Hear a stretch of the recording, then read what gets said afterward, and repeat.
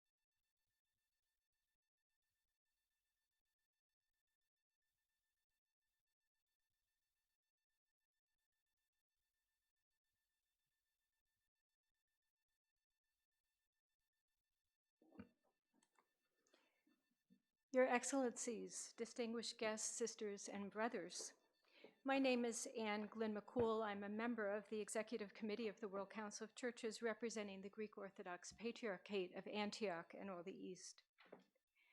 We have gathered here inspired by the common vision to promote peace together. The backdrop of recent events of violence across the globe needs to be acknowledged. Yet this is an opportunity to celebrate a narrative of hope. Today we will explore together two documents which affirm, each with compelling fervor, the possibility of peace. The document Human Fraternity for World Peace and Living Together, jointly signed by His Holiness Pope Francis and His Eminence the Grand Imam of Al-Azhar, Fadilat al-Iman al-Akbar, Professor Ahmed El-Tayeb in Abu Dhabi earlier this year, may find its place alongside the Universal Declaration of Human Rights as an enduring guidepost, deserving to be remembered, quoted, and lived as it addresses humankind, drawing all into a narrative of kinship, inviting all persons who have faith in God and faith in human fraternity to unite and work together to advance a culture of mutual respect in the awareness of the great divine grace that makes all human beings brothers and sisters. The document Education for Peace in a Multi-Religious World, a Christian Perspective, jointly prepared by the Pontifical Council for Interreligious Dialogue and the World Council of Churches, which will be officially launched at the end of this event. building upon the strong foundation of the World Council of Churches' decades of initiatives and interreligious dialogue and initiatives, is an extraordinary document matured through committed effort together between the World Council of Churches and the Roman Catholic Church, and invites us to cultivate a culture of peace. At the heart of these documents is the conviction that the journey from a fractured present to a shared future is best undertaken together. They help us, each in its own way, to think of religions not as fortresses to be defended, but as wellsprings for the flourishing of all life.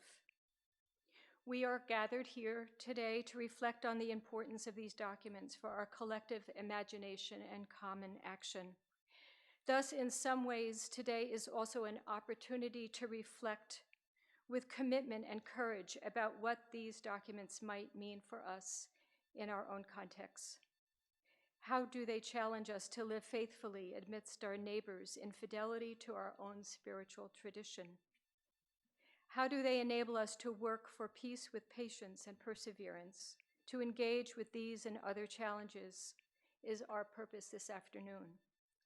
I have the honor now of inviting our host, the Reverend Dr. Olof Fisktveit, I'm so sorry, General Secretary of the World Council of Churches, dear Olaf, whose tireless leadership and vision has made possible the relationships that led us to this day to deliver the opening address.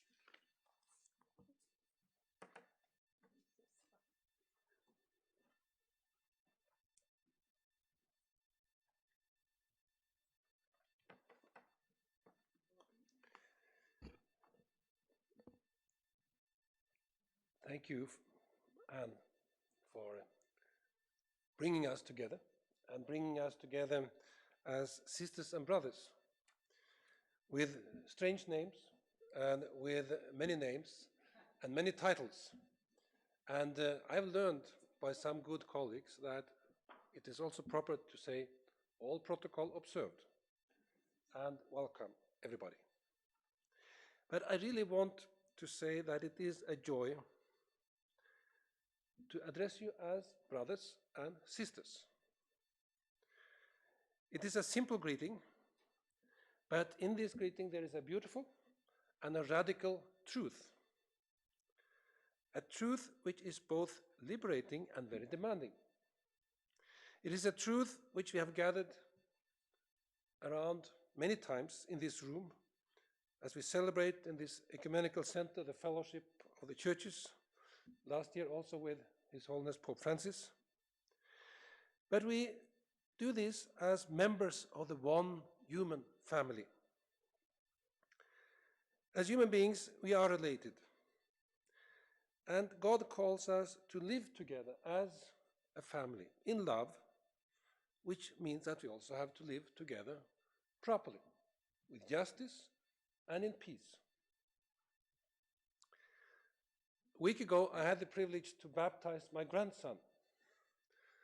And addressing the family, the wide family, in that sense, I felt called really to say, this is now our duty to teach him what is his family. His family, his mother and father, he knows, grandparents, he will know, but also who are wider, in a wider sense, his family. But also to teach him that he belongs to the church as a family, but also to the one human family. And I think that is what we are here to do today, to say this ABC of teaching one another, but also the coming generations. To whom do you belong? You belong to God, your Creator, and you belong to the one human family. And that means that you have to get to know your family as your sisters and brothers, not as your enemies or those who are distant from you, who should fear and keep away.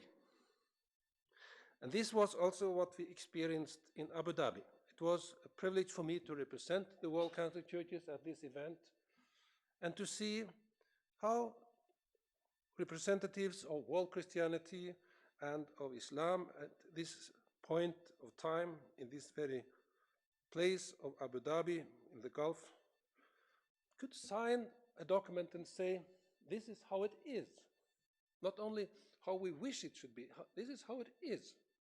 We are together as sisters and brothers. And we commit ourselves to act accordingly. Therefore, we say we commit ourselves to work for peace. We celebrated the progress. We celebrate this progress also today in how we work together for this and how we commit ourselves with joy, together with the Pontifical Council for Interreligious Dialogue. The World Council of Churches has had a very long-standing and mature relationship. Now we celebrate another step, another event in this relationship. We do it for the sake of the Christian conviction that every single person, whatever religion or none, has been created in the image of God, and therefore we commit ourselves to look upon all our fellow human beings in that light and bring that light hopefully also beyond our circles into God's world, into God's human family. The World Council of Churches has in this period a wonderful theme that guides our work. We say that we are together on a pilgrimage of justice and peace. And by that we say there is a lot to address together. But we do it as pilgrims, as people of faith, as people searching God's way for us together. But say that to everybody who wants to join us in this pilgrimage. We know that we do it because we have to combat racism. We have to address the human divisions of today. The fraternity we talk about is not always visible. To the contrary. We have to address the many injustices that are degrading, that bring discrimination and excluding others, for example, in the face of racism, which we believe is a human sin and a poison that destroys the human family. And we know from the history of the last century how terrible that poison can kill. It can even kill whole people, like the genocide against the Jews, against the Armenians, Rwanda. We know that we have to be aware. We cannot just sit and see what happens. We have to be active participants in bringing peace to everybody. And therefore, to celebrate human fraternity is a gift. It is also a task. It is a divine calling. It is holy work we are talking about when we talk about making peace. So may God give us also this day the courage to be this one human family and to choose the right ways of justice and peace in love. Welcome.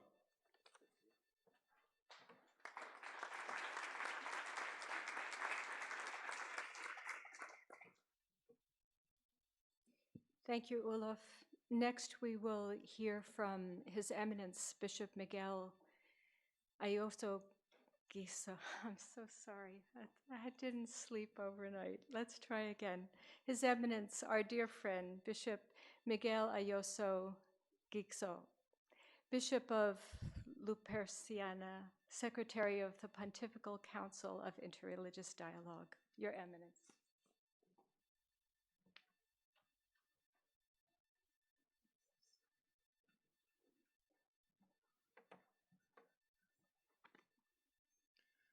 Reverend Dr.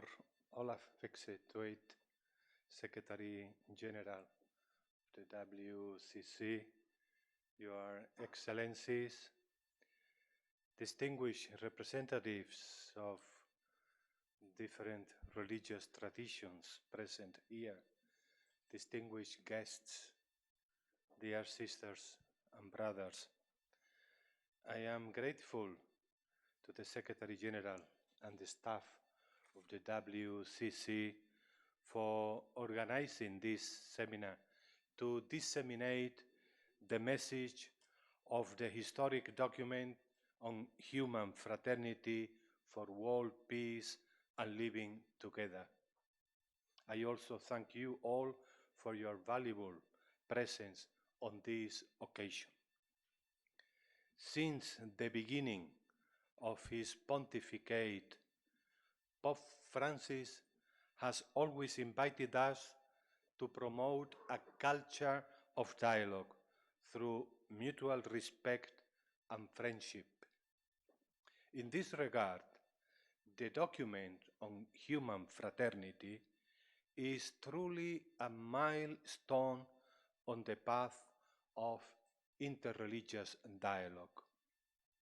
It marks how far we have come together, but it is also a point of departure. It is a new dynamic which takes us from being only face to face to our standing shoulder to shoulder, looking ahead in order to promote peace and coexistence by looking at the future together. Thus, the document on human fraternity is not so much a map, but a day-to-day commitment of working together for the common good and contributing as believers, along with people of goodwill, to heal our wounded world. By fraternity, it is intended human relationships that draw from the depths of the meaning of family, sister, brother, not only fellowship or friendship, but also the inextricable bond that is the human family. Fraternity cannot mean exclusive to my group, community, culture, religion, but on the contrary, inclusive of all. And fraternity can be the dynamic, as the document suggests, by which we rise above differences and instead build bridges of coexistence for a new world. So through our efforts in interreligious dialogue, as member of one human family, we promote the dignity of each person, recognizing her or him as sisters and brothers at all times in every part of the world. And we do not start at zero in dialogue. There is always our shared humanity with all its existential and practical aspects, which provides the needed meeting ground. Pope Francis, in his speech at the Global Conference on Human Fraternity, said, and I quote, "There is no alternative. Either we will build the future together, or there will be no future." Religions, in particular, cannot renounce the urgent task of building bridges between peoples and cultures. The time has come when religions should more actively exert themselves with courage and audacity and without pretense to help the human family deepen the capacity for reconciliation, the vision of hope, and the concrete paths of peace. End of quotation. So, besides the well-known obstacles, confrontations, prejudices, conflicts in today's world, the Abu Dhabi Declaration beckons us to move beyond any difficulty by remaining always rooted in our own identity, avoiding any kind of syncretism, and supported by the sincerity of our intentions. In this way, we commit ourselves to self-humanity through our mutual collaboration in promoting that peace which the world yearns for. So let us promote this historic document on human fraternity, calling everyone to reflect and study this new chance for peace and coexistence, living together. As Pope Francis and the Grand Imam Ahmed al-Tayyib have shown us in their universal call through their declaration that excludes no one, no time, no place for the good of humanity. The culture of encounter and mutual knowledge is not an utopian ideal. It is a necessary condition for living in peace and leaving a better world to future generations. It is my heartfelt wish and profound desire that the Abu Dhabi Declaration bring fruits for the development of a new phase of interreligious dialogue. Thank you so much for your interest and attention.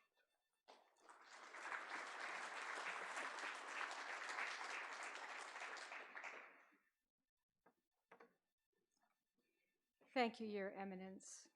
Having heard these two addresses introducing us to these two milestone documents, and having been called to this holy work, we'll now hear greetings from two more folks in this first panel. His Eminence, the Most Reverend Archbishop Ivan Jurkovic, Apostolic Nuncio, Permanent Observer of the Holy See to the United Nations in Geneva. Welcome.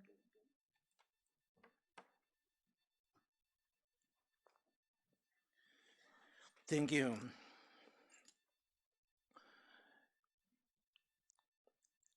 The interconnectedness of today's global world and its intricate net of economic, cultural, and institutional relations become more and more apparent every day. Of course, our increasing interconnectivity has the potential to lead to violent clashes of friendly fraternal cooperation aiming at the common good.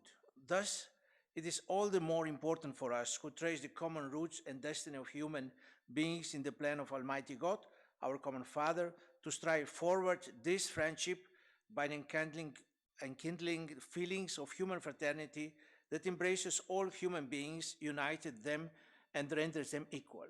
It is exactly with this word that I wanted to introduce my presentation of how papal diplomacy, as one specific expression of the Holy See, tries to promote, facilitates, and promotes the fraternity in today's world.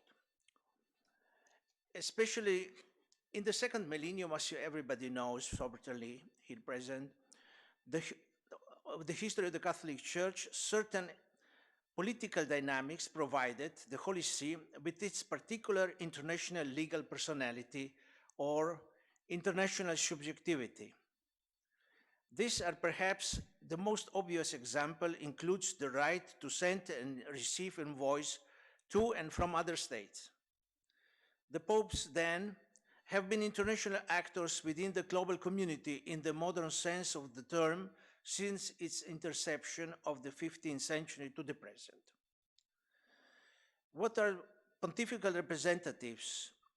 As the representatives of Supreme Pontiff and the Holy See are called, exercise their proper diplomatic role in a bilateral settings where they act as a full-fledged ambassador of the Holy See accredited to a particular country with the traditional title of Apostolic Nuncio, or in the multilateral fora as permanent representatives, or in my case, permanent observers of the Holy See to the international organizations.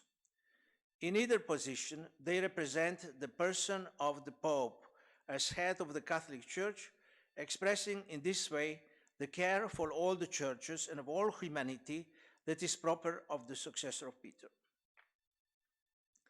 The task of promoting dialogue in a global community, of which the Catholic family is a part, and which includes so much diversity, even within the same religion tradition, is indeed a great exercise of fostering great fraternity and peace. Where it can be considered mutually advantageous, the Holy See enters into bilateral treaties, traditionally called concordats, by which it tries to find areas of common concern in cooperation between church and state and ensure that freedom of the Catholic community of that particular country to worship and organize itself according to its own rules and in harmony with the laws of the state. By signing agreements, the Holy See contributes to fostering the principle of the right to freedom of religion or belief as recognized by the international community. And the aspiration to achieve and to ensure freedom of the Catholic Church is never sought against or in despite the freedom of other religious communities, which often see the content of this instrument of other religious, this instrument as a good pattern to follow. Freedom of religion is in the same time the basis and the limit of the elaboration of the concordats of the Holy See. Among his different tasks, moreover, the papal nuncio is also called to help the Catholic Church in the country where he is present to promote dialogue with other Christian confessions and other religions, and to participate in the efforts of the international community in promoting the peace and the well-being of all human family. These last points bring us here in Geneva, where precisely 100 years ago, the lines of the history came together to design a new worldwide approach to deal with the global problems by creating a sort of ever-standing international congress of all powers, which constitute the first attempt to what then became the United Nations. Throughout the last century, the Holy See, as a full member of the international community, and according to its particular nature and primarily spiritual mission, has joined different organizations, either as a member or as an observer. Its aim is to promote the human dimension, or in other words, the centrality of the human person and his/her integral development within the narrative of the world's agreement and decisions. Once again, its policy follows from the ideal fraternity among human beings, which affirms that all and each partake in the same nature created by God, are called to the same eternal destiny, and therefore are endowed with an inherent dignity. With this perspective, the freedom of religion or belief is also one of the most fundamental bases to ensure that human dignity is respected, promoted, and able to flourish. In conclusion, particularly in the recent historical period, the Holy See diplomacy has remained faithful to the specific aims outlined above its diplomatic activity. As Pope Francis reminded us during this year's address to diplomatic corps accredited to the Holy See, he said, "This fidelity to the spiritual impels the Pope and consequently the Holy See to show concern for all human family and its needs, including those of the material and social order. Nonetheless, the Holy See has no intention of interfering in the life of states. It seeks instead to be an attentive listener, sensitive to issues involving humanity, out of a sincere and humble desire to be at the service of every man and woman." Thank you for your attention.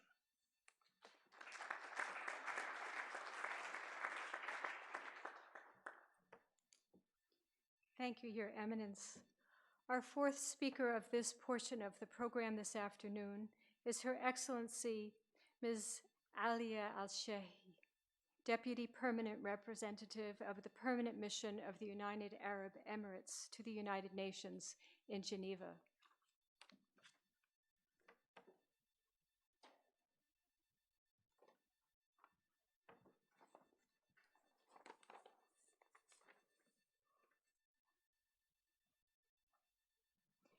Excellencies, honorable religious leaders, ladies and gentlemen, at the outset, I'd like to thank the World Council of Churches and the Pontifical Council of Interreligious Dialogue for organizing this timely and very important conference. It gives me a great pleasure to be with you today to celebrate the spirit of a fruitful dialogue and mutual understanding. The two historic documents on human fraternity for world peace and living together and education for peace in a multi-religious world, a Christian perspective will positively guide our deliberation. Pope Francis said when His Holiness visited the United Arab Emirates earlier this year, a new page in the history of the dialogue between Christianity and Islam is open to promote a world peace based on brotherhood. We believe that we can build on this great message to reinforce interreligious dialogue and to promote mutual respect, enhance human fraternity for world peace and living together, highlight the importance of tolerance as the basis of dialogue and acceptance among diverse communities, call upon the international community to rediscover the values of peace, justice, goodness, beauty, human fraternity, and coexistence. Finally, I'm very confident that this conference will be a genuine step to reinforce the concepts of citizenship and peaceful coexistence among communities.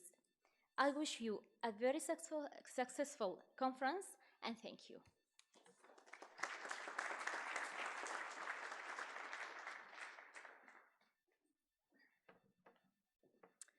We have been blessed by these four rich and compelling introductions to the challenge of this holy work. Please join me in thanking again these distinguished panelists.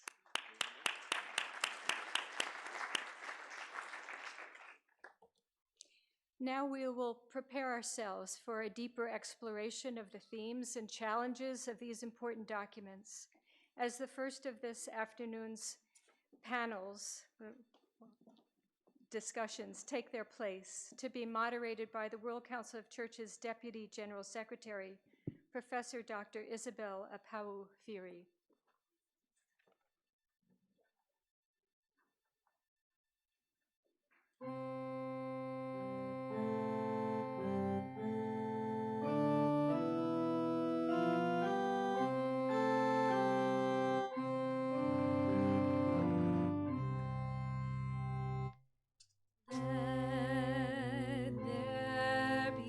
Peace on earth and let it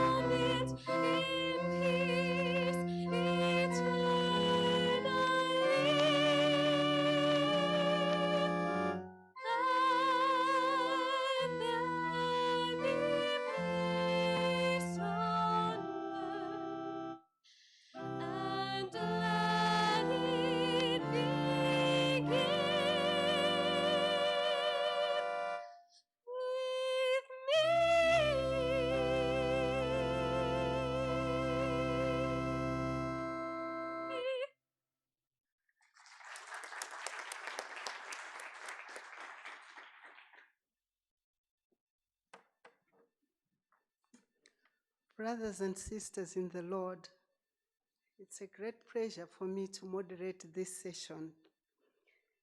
And before I do, I looked at the document on human fraternity for world peace and living together, and I was trying to look for myself in the document. And I found it. It says it is an essential requirement to recognize the right of women to education and employment, and to recognize their freedom to exercise their own political rights.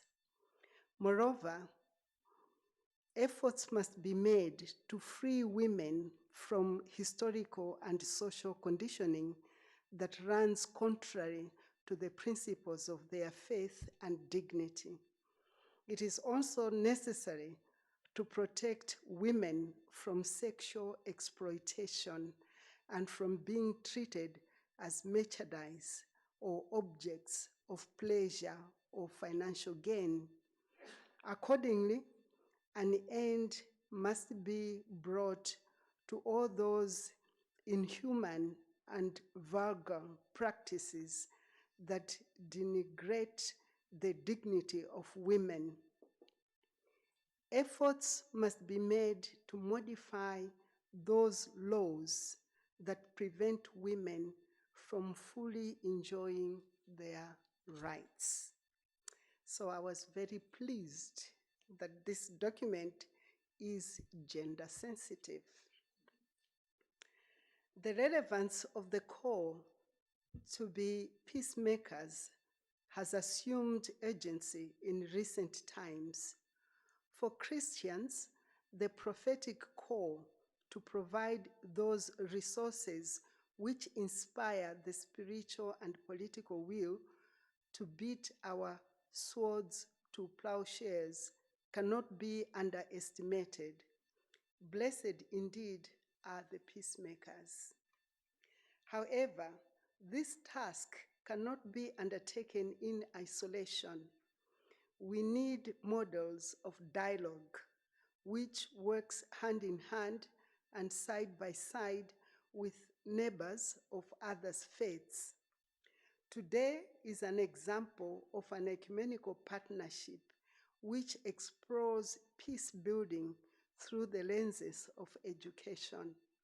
It is an invitation and challenge not just to Christians, but people of all faiths to invest in intergenerational models of peace building, which inspires people of different ages and cultures to facilitate a shift in imagination which resists narratives of fear and hope.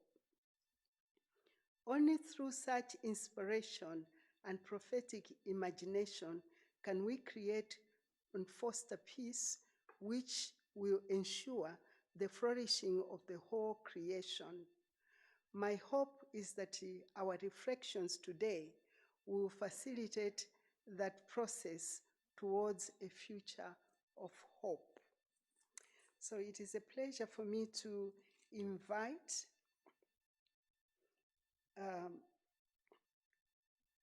the first speaker, who is going to talk on interreligious dialogue and fostering of fraternal world. And it's, is it His Majesty? Monsignor Indoneo Koditumark, Under Secretary Pontifical Council for Interreligious Dialogue.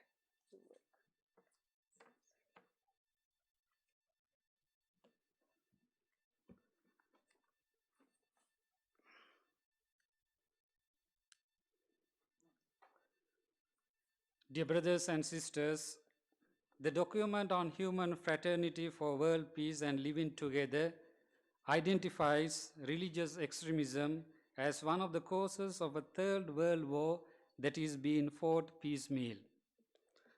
On May 7th, the Secretary General of the United Nations, Antonio Guterres, said that following the territorial defeat of Islamic State, many jihadists, as well as those they inspire, represent a major transnational threat.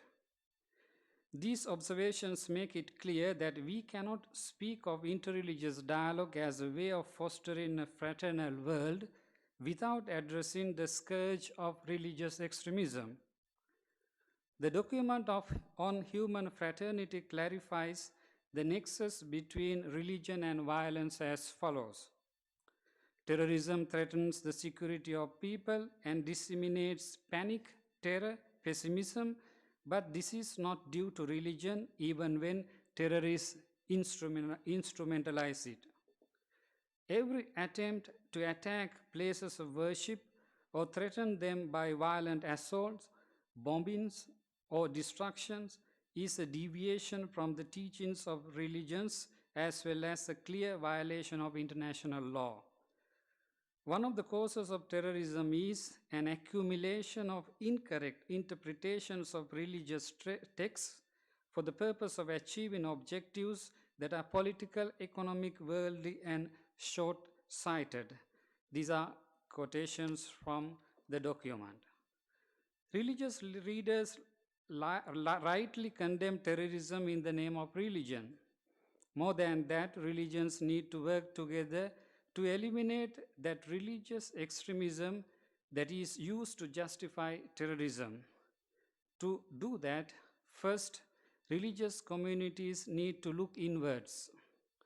Each ethnic and religious group needs to engage in a communal examination of conscience to determine if fundamentalist or nationalist groups within its own community are or have been directly or indirectly responsible for radicalization within other religious traditions. Have the religious and political leaders of the community been silent observers, tacit supporters, or active collaborators of the radicalization of the youth in their own community? When atrocities committed, it is not enough to say that's not who we are or what our faith is about. The right question to be asked is who and what created the young men and women within our community capable of such hate and violence. Some religious groups who have suffered violence committed by religious extremists have resorted to acts of retaliation and reprisal against the entire religious community of the religious extremists who attacked them. Such violent responses only provide ammunition to the outside fringe fundamentalist or nationalist groups as well as to religious extremists within one's own community. Meeting violence with violence does not put an end to violence, but only intensifies it. Moreover, religious communities need to be aware that local and regional secular leaders may exploit divisions within a given society to advance their own political and economic interests. Second, religious communities need to look outwards.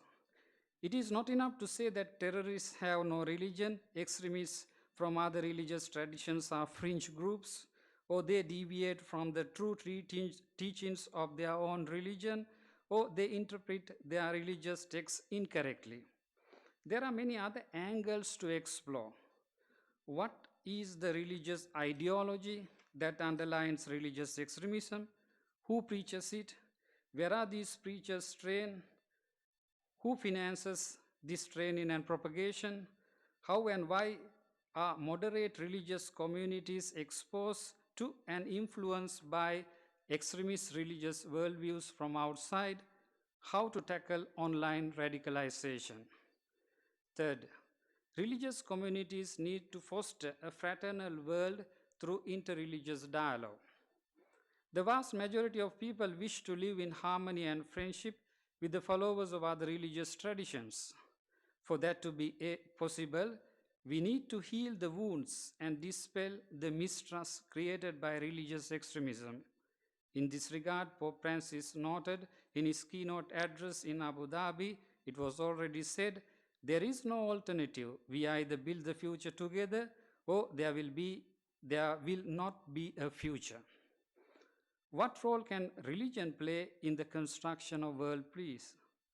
The document on human fraternity proposes that the various religious traditions, first of all, need to recognize that, I quote, the pluralism and the diversity of religions, color, sex, race, and language are willed by God in His wisdom through which He created human beings. End of the quote. The document says that religions then need to work together to foster reconciliation and fraternity among all believers, indeed among believers and non-believers, and among all the people of goodwill. Promote authentic teachings of religions, namely peace, human fraternity, harmonious coexistence, wisdom, freedom, justice, and love. Awaken religious awareness among all, especially among the young. Refrain from using the name of God to justify acts of murder, exile, terrorism, and oppression. Promote a culture of dialogue with all and at all levels to construct full citizenship for all. Reject the discriminatory use of the term minorities. Conclusion. The document on human fraternity invites, I quote, all people who have faith in God and faith in human fraternity to unite and work together, and also offers a counter-narrative against religious extremism, which is now one of those major global challenges that states can no longer handle alone. The international community must come together to combat it, doing so by analyzing the root causes behind religious extremism, eliminating the underlying causes, exposing the contradiction, namely the violence that is labeled religious is condemned, whereas violence that is labeled secular is not regarded as violent but as peacemaking. Fostering education inspired by respect for human life and diversity, combating the use of the internet to promote radicalization, promoting inclusivity and respect for cultural, religious, and ethnic differences at national levels. Let me conclude with the appeal made by Pope Francis in Abu Dhabi. Together as brothers and sisters in the one human family, willed by God, let us commit ourselves against the logic of armed power, against the monetization of relations, the arming of borders, the raising of walls, the gagging of the poor. Let us oppose all this with the sweet power of prayer and daily commitment to dialogue. Thank you very much for your attention.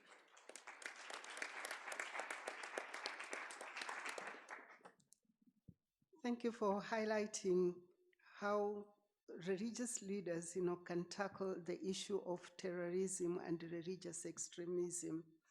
And thank you for showing us that, actually religion has a role to play in peace building, and that, we must always promote authentic peace, and that we also refrain from using religion to propagate violence, and that working together is very important to eliminate any form of violence. And you also mentioned the key of education in the process of it all.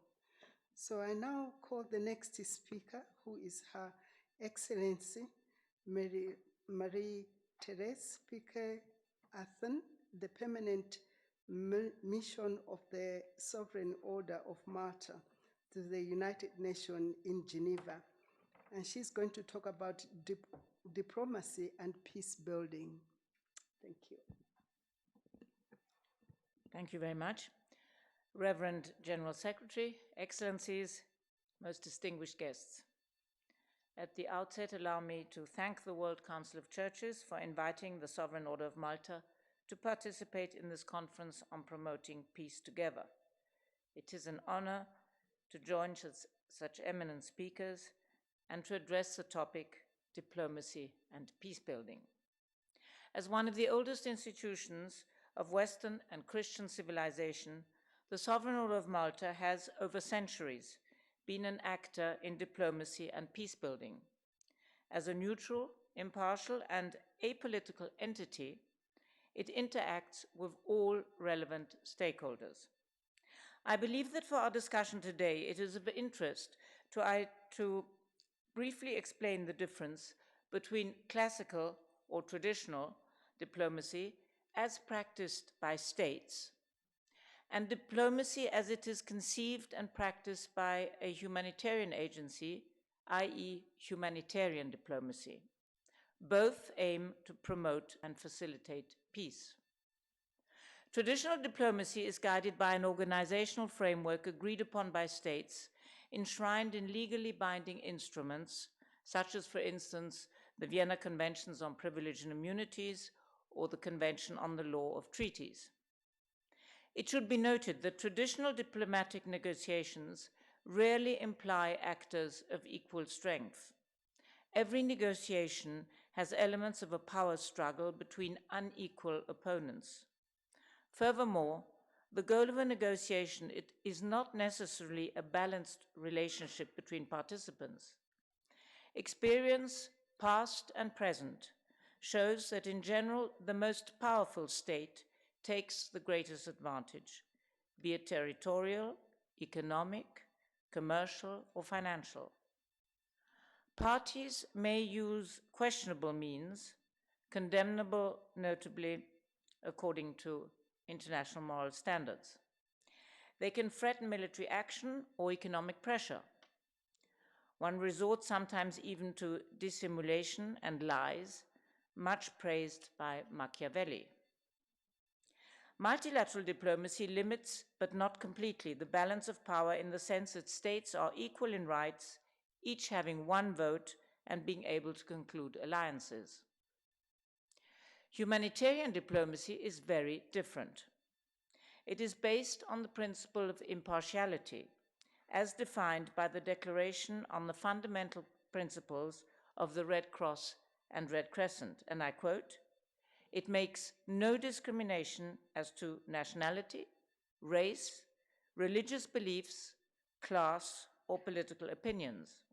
It endeavors only to alleviate suffering, giving priority to the most urgent cases of distress," unquote. However, there may be a paradox in the fact that a faith-based organization must abide by the principle of impartiality with regard to its own faith. A humanitarian agency has no military power nor means of economic or financial pressure. Honesty and trust are its only weapons. A humanitarian Machiavelli has never existed. Humanitarian diplomacy can only succeed through a relationship of total confidence in one's partner, not opponent. A humanitarian agency does not negotiate to seek an advantage, but its only aim should be the person it seeks to help in a spirit of total impartiality. In addition to international humanitarian law, which has largely become customary law, humanitarian diplomacy contributes to peace building through its action based on moral principles like the basic human rights, which are part of the heritage of mankind. Nowadays, with more and more actors involved in the global negotiating and decision-making processes, both traditional and humanitarian diplomacy have adapted to a rapidly changing international environment. In addition to states, civil society institutions have taken on a new active role. They include international and local NGOs, the academia, the private sector, and so on.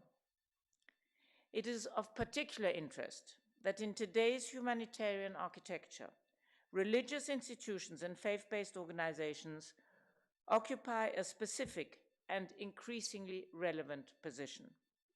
As over 80% of the world's population identifies itself with a faith or belief, we all need to take this fact into account in conflict prevention and peace-building processes.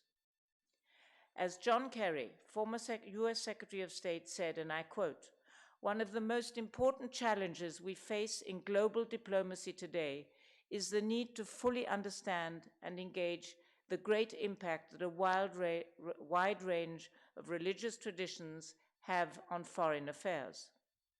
On matters as diverse as how to drive economic growth, rein in corruption, combat terrorism, mitigate conflict, advance women's rights, and promote public health, religious beliefs shape the views of publics and change makers near and far." Unquote. As a sovereign subject of international law, the Order of Malta maintains full diplomatic relations with 108 states and the European Union, and enjoys permanent observer status at the United Nations and its agencies. This unique diplomatic network is both a demonstration of its sovereignty and an operational instrument for its humanitarian activities, thus ensuring the core issues of its mission, which is protection of the faith and care for those in need, are represented on the international stage. In terms of humanitarian aid, the Order of Malta provides medical and social assistance in 120 countries without distinction of religion, race, origin, and age. Its humanitarian activities enable it to contribute to peace-making and social cohesion at all levels of society, from government authorities to local entities. This worldwide action allows the Order to fulfill its principal mission of upholding human dignity and alleviating suffering. A fitting example of our humanitarian diplomacy was the symposium we organized together with the United Nations in 2015 in the run-up to the World Humanitarian Summit in Istanbul on the topic, "Religions Together for Humanitarian Action, Reaching Out to Victims of Armed Conflicts, the Special Role of Faith-Based Actors." This event gathered representatives of states, the main religions, humanitarian organizations, and civil society from all over the world. It resulted in one of the 7 special sessions at the summit, focusing on the topic, "Religious Engagement, the Contribution of Faith Communities to Our Shared Humanity." An illustration of peace-building measures is closely related to the migration and refugee crisis. Since 2015, the Order has convened several meetings with Libyan parties to address the challenges of the ongoing tragedy in the Mediterranean Sea. As a concrete result, medical training to Libyan instructors in search and rescue at sea was carried out as part of the European Naval Force Operation Sophia, together with Frontex, UNHCR, and IOM. At the same time, on the operational level, the Order of Malta's Italian Relief Corps has been at the forefront of rescue efforts. Embarked on vessels of the Italian Coast Guard, its medical teams have saved more than 200,000 lives in the last 10 years. In all these circumstances, interfaith dialogue is an essential element to our peace-building and reconciliation efforts, such as, for example, our close cooperation in Lebanon with different Christian and Islamic communities, or our reconstruction projects in Iraq with Kurdish partners. It is our firm belief that promotion of freedom of religion and belief and faith literacy, as well as the implementation of international humanitarian law and human rights, are crucial to conflict prevention and the protection of rights of all. To achieve these goals, education for peace is essential, all through our societies. The historic document, Human Fraternity for World Peace and Living Together, which has already been mentioned on several occasions, is therefore of extreme relevance for peace building and particularly future-oriented. The Order of Malta is fully committed to its recommendations. In conclusion, allow me to share with you a quotation I find very inspiring, and I quote, "Conflicts may contain religious elements. However, they are driven by many other factors, such as external pressures. Perhaps the answer to conflicts with a religious element is not less religion, but more. More of religion's peaceful, non-violent content as a rich source of reconciliation, social tolerance, devotion, humanitarian commitment, empowerment, and peace building. Thank you for your attention.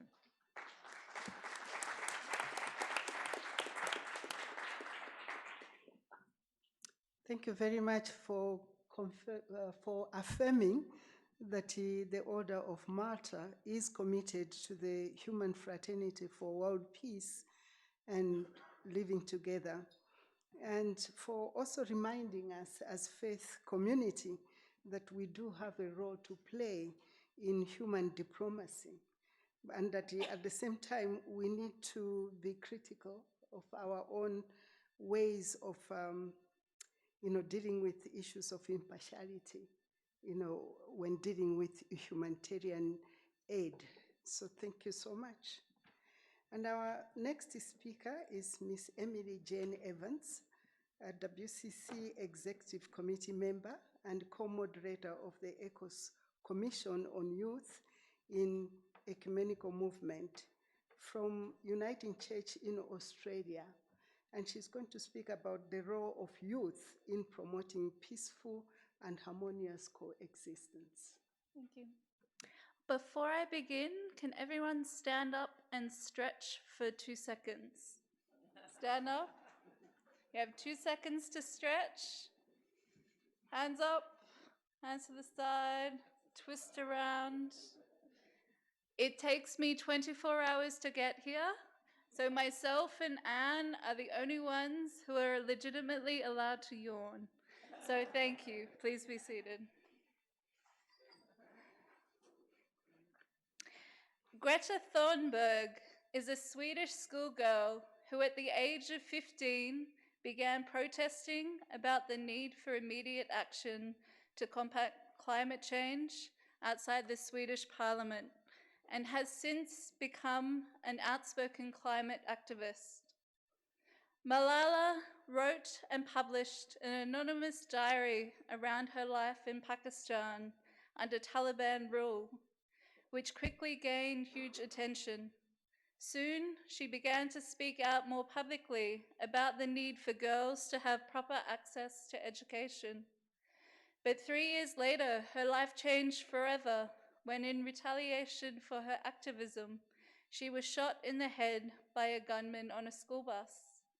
The assassination attempt didn't stop her, however, and her profile has only risen further since then. She has appeared on the front of Time magazine and in 2014 became the youngest person to ever win the Nobel Peace Prize. In February 2018, a gunman stormed a high school in Parkland, Florida, killing 17 people. But rather than being defeated by this tragic event, many of the teens who survived the shooting instead began a national campaign to try and end gun violence. Emma Gonzalez, then just aged 18, emerged as one of the leaders of this new movement and co-founded the gun control advocacy group Never Again MSD. At the age of 15, US high school student Jack Andraka invented what appeared to be a new, cheap way to prevent pancreatic cancer. The teen, who won a major award in 2012 for his creation, said he came by the idea by reading free science papers he found online. What do all these people have in common? They are all well-known young people promoting peaceful and harmonious coexistence in the world. There are more young people than ever before, creating unprecedented potential for economic, social progress, and promoting peace together. There are about 1.8 billion young people between the ages of 10 and 24. The largest youth population ever. Many of them are concentrated in developing countries. In fact, in the world's 48 least developed countries, children or adolescents make up a majority of the population. Too many of these young people see their potential hindered by extreme poverty, discrimination, or lack of information. But with proper investment in their education and opportunities, these young people's ideas, ideals, and innovations could transform the future. Therefore, you ask, as a 31-year-old, well-educated, privileged white Australian woman, I get challenged in speaking holistically to the topic of the role of youth in promoting peaceful and harmonious coexistence. Growing up in Australia, I have had a comfortable life. I have loving parents and an extended family that has supported me in many ways. I went to primary school, high school, university, and have a postgraduate qualification. I am encouraged to excel in whatever I wish to pursue. I live in a country with political and civil stability. Australia is not without its problems, but on a whole, it is stable. I can openly worship without fear of persecution. It has been through my study, work, travel, and more recently in the international ecumenical movement, I have been able to meet many young people from across the world whom have lived varied life experiences. As a millennial, I have grown up in an electronics filled and increasingly online and socially networked world. Even though this has led to many young people being exposed and to be influenced by fundamental ideas, it has also enabled a space that encourages and promotes peaceful and harmonious coexistence. Social media and technology is used in promoting positive and radical ideas that has been transformative for the world. Greta, Malala, Emma, and Jack are only 4 examples of young people who are promoting peaceful and harmonious coexistence. So when we are asked to rediscover the values of peace, justice, goodness, beauty, human fraternity, and coexistence, in order to confirm the importance of these values as anchors of salvation for all, and to promote them everywhere, let us not forget to look to young people for innovative ways that this can happen. Instead of only thinking that young people need to reawaken religious awareness so that future generations may be protected from the realm of maternalistic thinking and from dangerous policies of unbridled greed and indifference, let us consider that when provided the opportunities of proper investment in education and opportunities, young people's ideas, ideals, and innovations could transform the future. Having young people at the table and having young people genuinely involved in dialogues, promoting acceptance of others, and living peacefully would contribute significantly to reducing many economic, social, political, and environmental problems that weigh so heavily on a large part of humanity.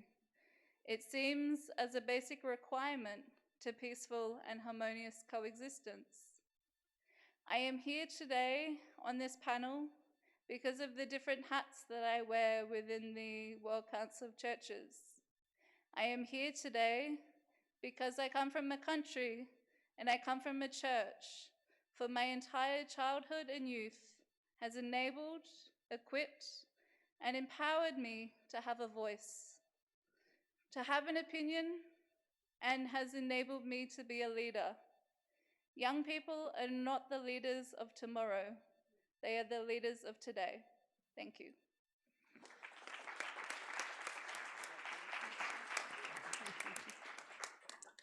Thank you, Emily, for for making a case that young people are contributing, towards transforming the future.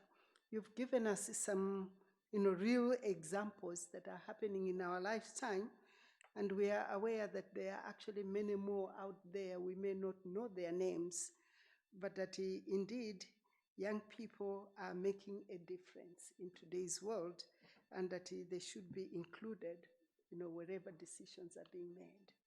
Thank you. So our last presentation is from Dr. Okot Ojulu, Assistant General Secretary for International Affairs and Human Rights of the Lutheran World Federation.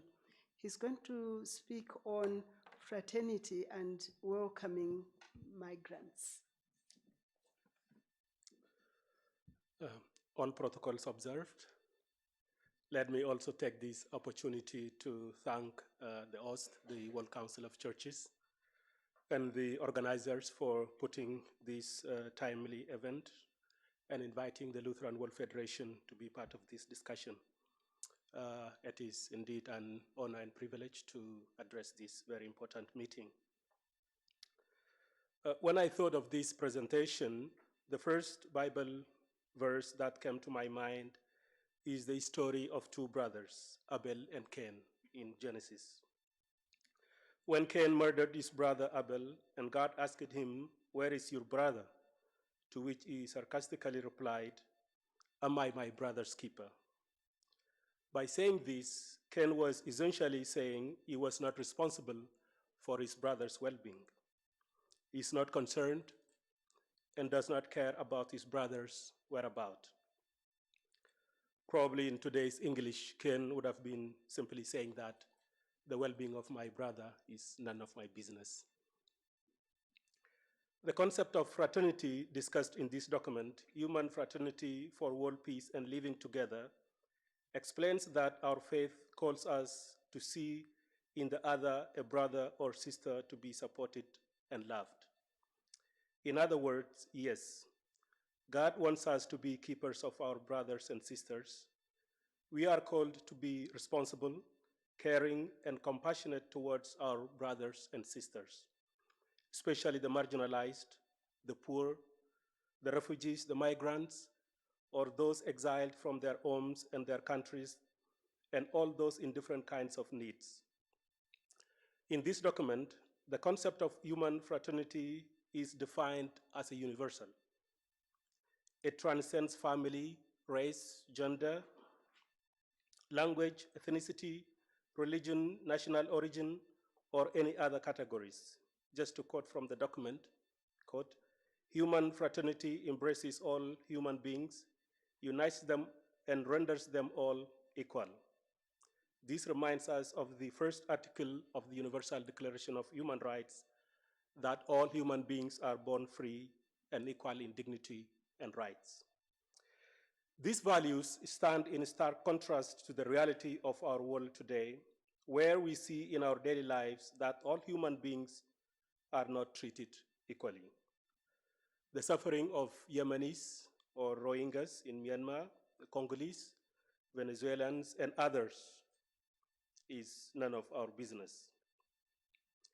This is one of the factors that gave rise to the populist movements and autocratic leaders around the world. My country first, my people first, my supporters first, my fellow believers first, therefore rejecting the notion that I am my brother's keeper. Instead, these autocratic leaders promote hatred, xenophobia, sexism, and fragment communities along racial, ethnic, linguistic, national, or religious lines into us versus them. And if I could play devil's advocate's role here and highlight the negative role of religion, religion is one of the elements misused by autocratic leaders and populist movements.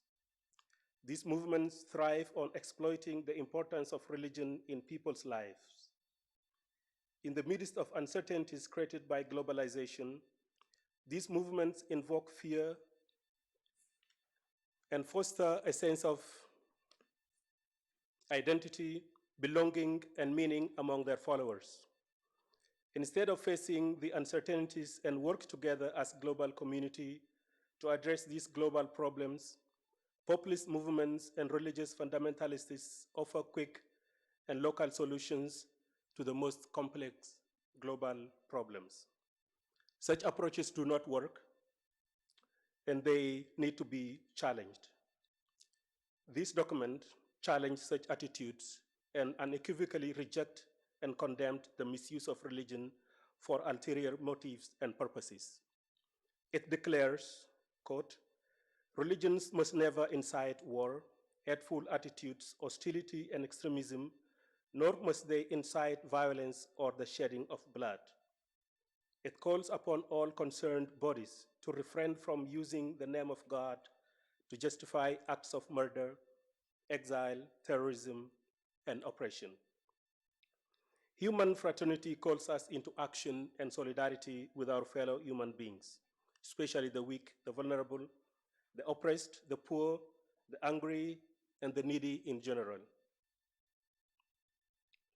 From Christian perspective, while God's love and mercy is the same for humankind and encompasses the entire creation, God shows special concern for the poor, the widows, and the vulnerable. When the Bible denounces injustice, the plight of the vulnerable is most often underscored, as they are the most affected by unjust political, economic, and social practices and systems. In the Old Testament, Prophet Isaiah wrote, "How terrible it will be for those who make unfair laws and those who write laws that make life hard for people. They are not fair to the poor, and they rob my people of their rights. They allow people to steal from widows and to take from orphans what belongs to them." Here we could think of the contemporary global economic architecture that allows the continued plundering and exploitation of natural resources from poor countries for the enrichment of the developed world. In the New Testament, Jesus declared his mission as to bring good news to the poor, to proclaim release to the captives and recovery of sight to the blind, to let the oppressed go free, and to proclaim the year of the Lord's favor. These resources and other from other religious traditions have inspired the birth of the international human rights discourse. The international human rights discourse emerged primarily to protect the vulnerable in society from abuse and exploitation by the powerful. Under international human rights law, states assume obligations and duties not only to respect the inalienable rights of every human being, but also to provide protection for vulnerable individuals or groups against human rights abuse by powerful third parties, and to fulfill human rights for those left behind by taking proactive measures. Therefore, when it comes to defending the rights of the vulnerable, both biblical teaching and human rights law are very clear.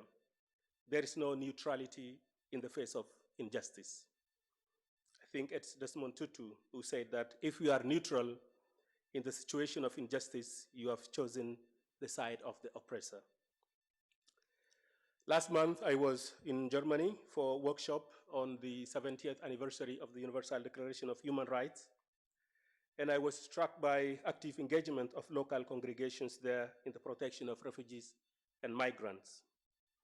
The congregation provides refuge for asylum seekers facing the threat of deportation back to Italy under the EU Dublin regulation, where asylum cases have to be processed in the first country of entry into the EU.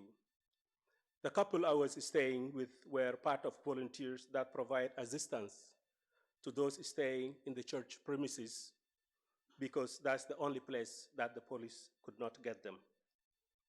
They explained to me that they do this for 1 year until the asylum seekers shall be eligible to request for their asylum cases to be processed in Germany.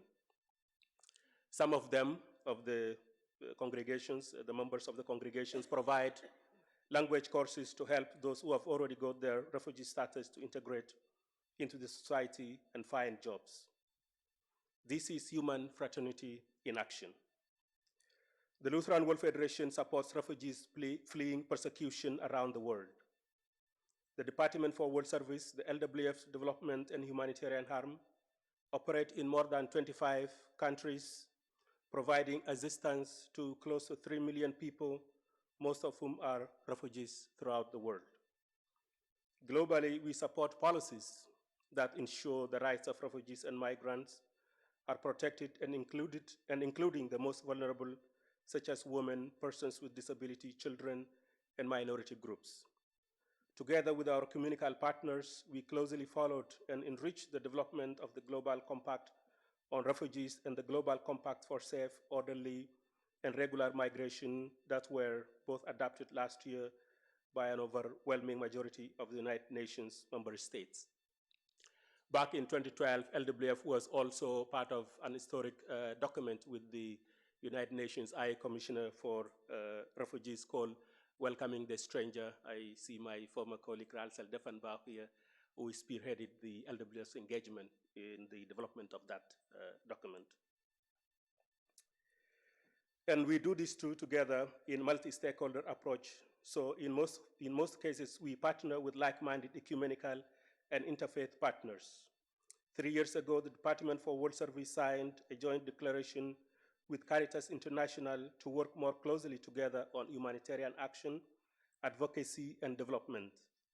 The same is true where we also had a memorandum of understanding with Islamic Relief Worldwide to work on issues of humanitarian engagement, development, and advocacy. I think one concrete example of that cooperation was in Nepal during the 2015 earthquake, where Islamic Relief, an Islamic organization, provided funding to LWF Christian organization to support majority Hindus in Nepal during the 2015 earthquake. Therefore, to conclude, standing for our fellow brothers and sisters is not only an act of generosity and kindness, but also a deep call of our faith and expression of the kingdom of God that we, Christians, call upon every day in our prayers. Let your kingdom come.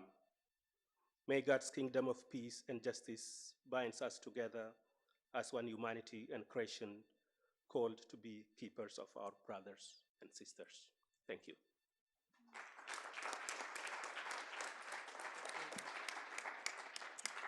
Thank you for reminding us that we are indeed our sisters and brothers keepers, and that protection of the vulnerable individuals and groups is our mission as Christians.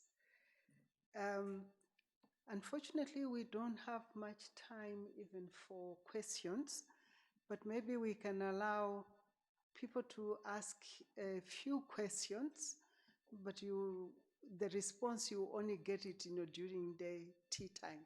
So I'm asking for 5 minutes, Yeah, yes.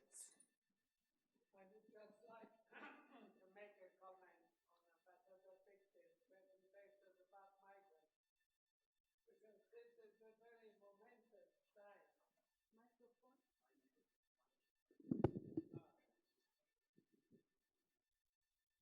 I'd like to make a comment on Ambassador Pictet's reference to migration.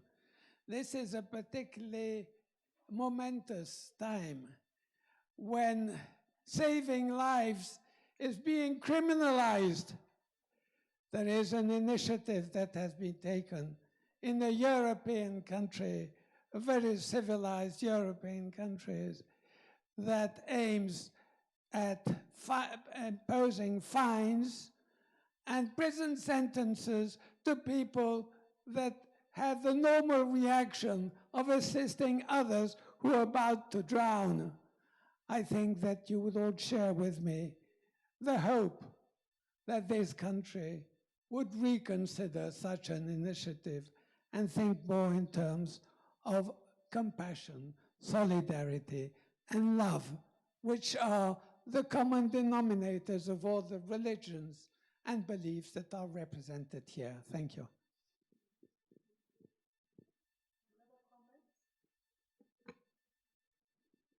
Comment or question?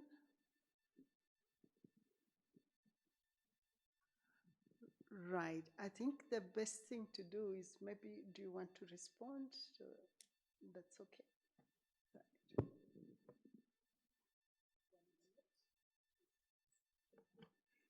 Thank you, Ambassador Jazeri. Yes, you organized a wonderful conference on this subject, especially in the Middle East and Mediterranean countries. And I think that was a milestone in all our discussions, and I'd like to thank you very much, and also thank you for having invited the Order of Malta to that conference. So now we are going to take a break. It's a 10 minutes break just to stretch. And there's also coffee in the lobby. And then we come back and we'll go to the second panel, which is on education for peace in a multi-religious world. So thank you very much to the panelists.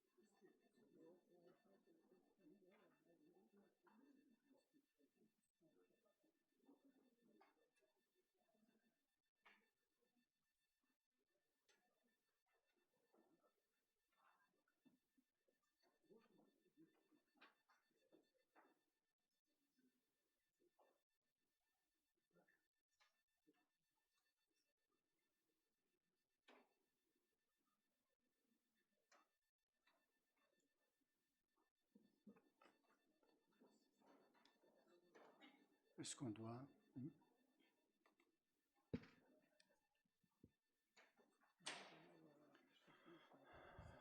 Tout le monde est là? Should we begin?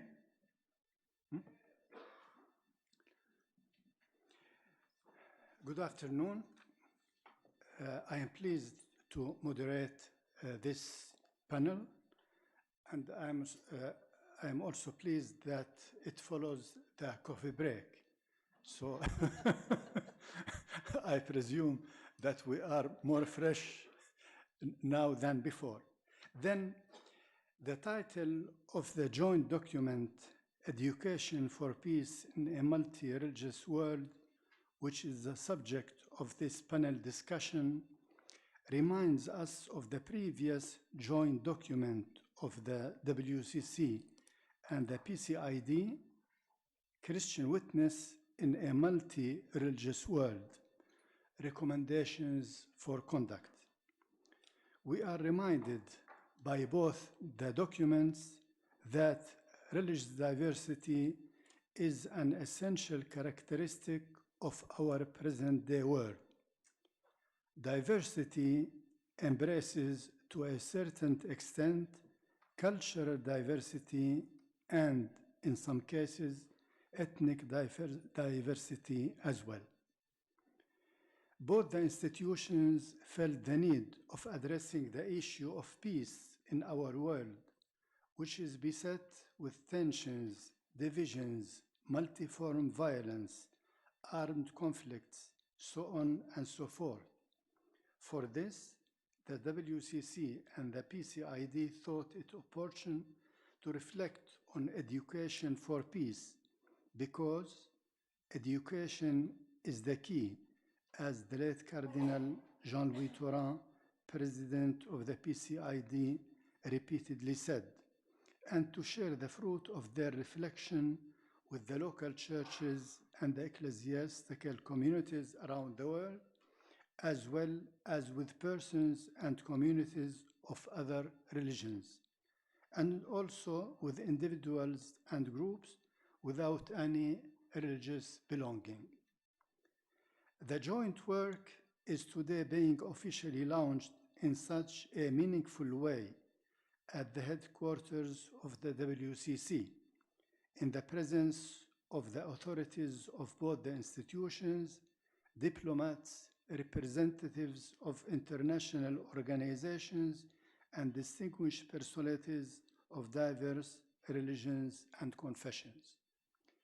I am pleased to moderate this session in which qualified scholars and experts will help us better understand particular aspects of the document before it is launched.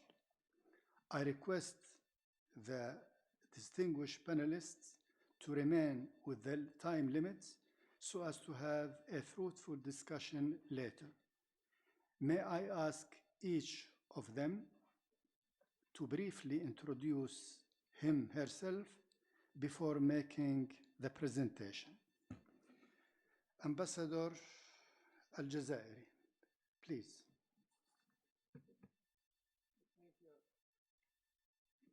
Thank you. I'm Idris Jazairi. I'm the Executive Director of the Geneva Center for the Advancement of Human Rights and Global Dialogue, former ambassador here for many years.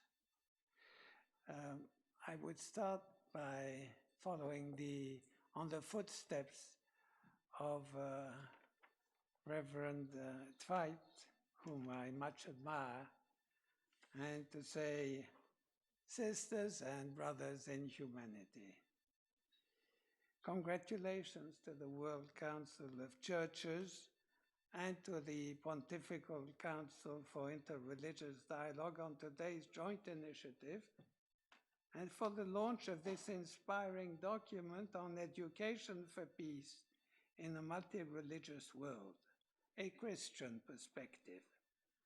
The compelling observations of this document should serve as a starting point for other broader-based initiatives to join in this felicitous path. We will thus offer an all-encompassing multi-religious perspective on how the concept of education for peace could be advanced from the perspectives of all major faiths and value systems. In fact, I have said before that I think that ecumenism, which now brings together Protestants and Catholics, should be broadened to bring together a dialogue including Muslims and other Abrahamic religions. The theme of education for peace has been researched by the Geneva Center for Human Rights. On the 10th of December, in fact, the Geneva Center and the World Council of Churches jointly organized a conference at the United Nations office in Geneva precisely on education for peace in a multi-religious world. The meeting emphasized that education constitutes an important building block to enhance interfaith dialogue, counter violent extremist narratives, and promote peaceful and inclusive societies. Yet current trends tend to be in denial of this reality. At no time has there been more need than now to help lift the veil of ignorance that is distorting opinions. This is leading to violence and social fragmentation. It is disrupting the harmony of diverse multi-ethnic societies. The world is currently witnessing the rise of xenophobic populism and white supremacists in advanced societies. There's also an wave of extremist violence that is covering all parts of the world. The cause of these phenomena may be different, but all feed on the same rejection of the other. Of great concern is, of course, the exposure of frustrated and marginalized youth to terrorists and violent extremist groups.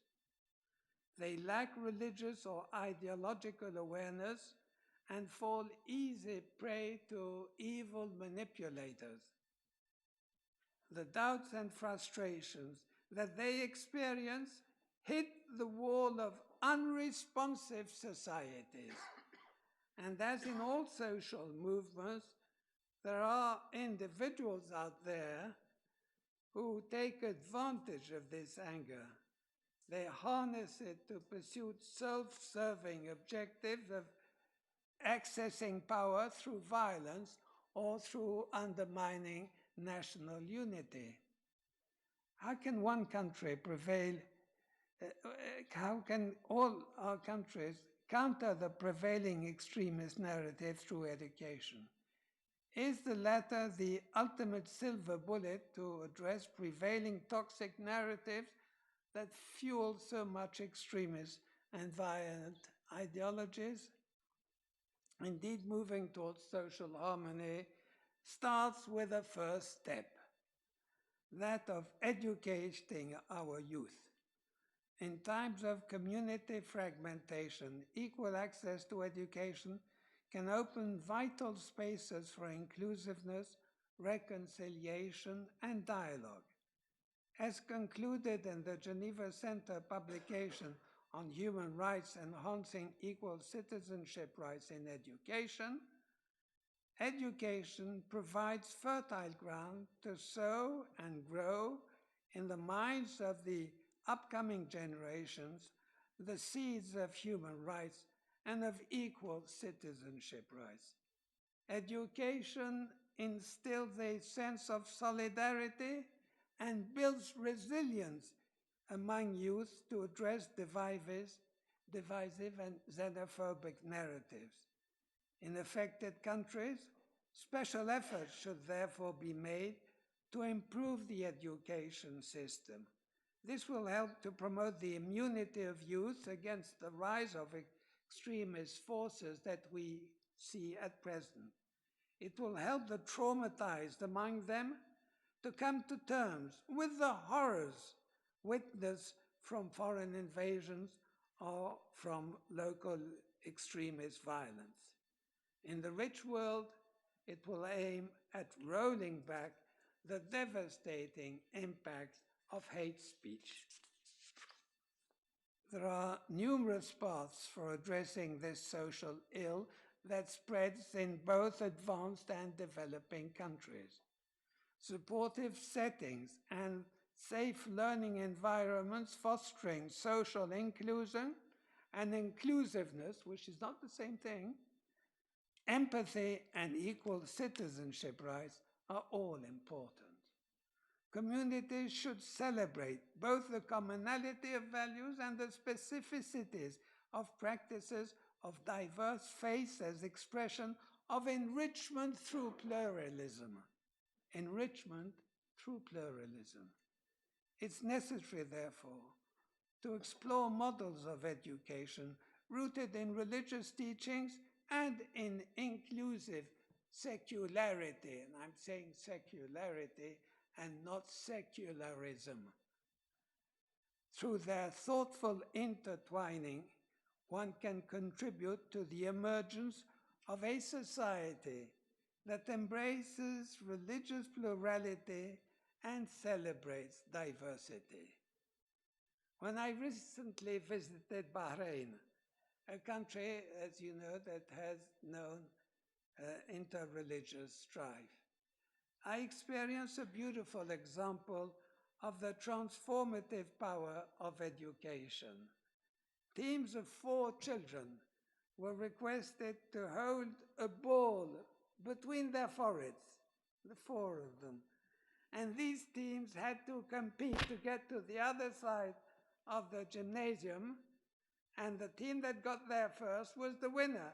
Of course, the team that got there first was the team that was cohesive, that put their heads together, and that overcame the Shia-Sunnah concept just to be the winners. And it shows the lesson was, if you put your heads together, you'll be a winner. I thought that was a wonderful exercise and a wonderful competition. I'd also like to highlight that religious authorities and lay leaders of different faiths and cultures have a responsibility to correct the unscrupulous misrepresentations of the values and beliefs. They must unite and harness the collective power of religions and creeds for peace building. Religious leaders can play an important role in providing counseling to address radicalist thoughts and to promote the values of tolerance, coexistence, and dialogue. They must refute the stereotyping of caricatural differences between religions and cultures that breed hatred. For a variety of historical and modern-day political reasons, emphasis is being put nowadays on differences existing between faiths and value systems. It remains the duty of religious leaders to show that in themselves religions are not problematic.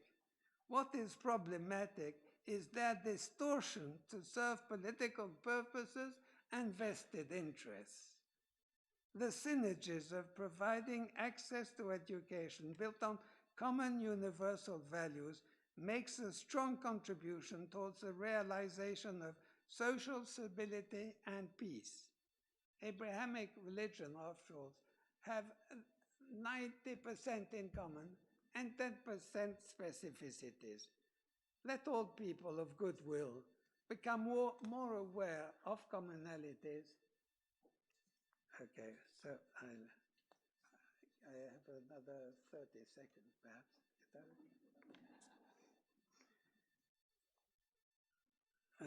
In this connection, religious institutions and lay leaders have offered their contributions to promote peace through education. I'd like to refer to the joint document on human fraternity that you mentioned this afternoon, signed by the Grand Imam and by His Holiness Pope Francis. I'd like to mention also the Declaration on Moving Towards Greater Spiritual Convergence Worldwide in support of equal citizenship rights that was adopted in June last year under the patronage of Prince Hassan bin Talal of Jordan. These documents, together with the Education for Peace in a Multi-Religious World, a Christian Perspective, serve as important starting points to enhance the role of education in addressing violent extremism, intolerance, and social exclusion. We wish to express our appreciation to the United Arab Emirates that made the events of Abu Dhabi 4th February possible, and I'd like to pay a special tribute to the World Council of Churches and to its General Secretary for the wonderful cooperation that we've been having together over the years. Thank you.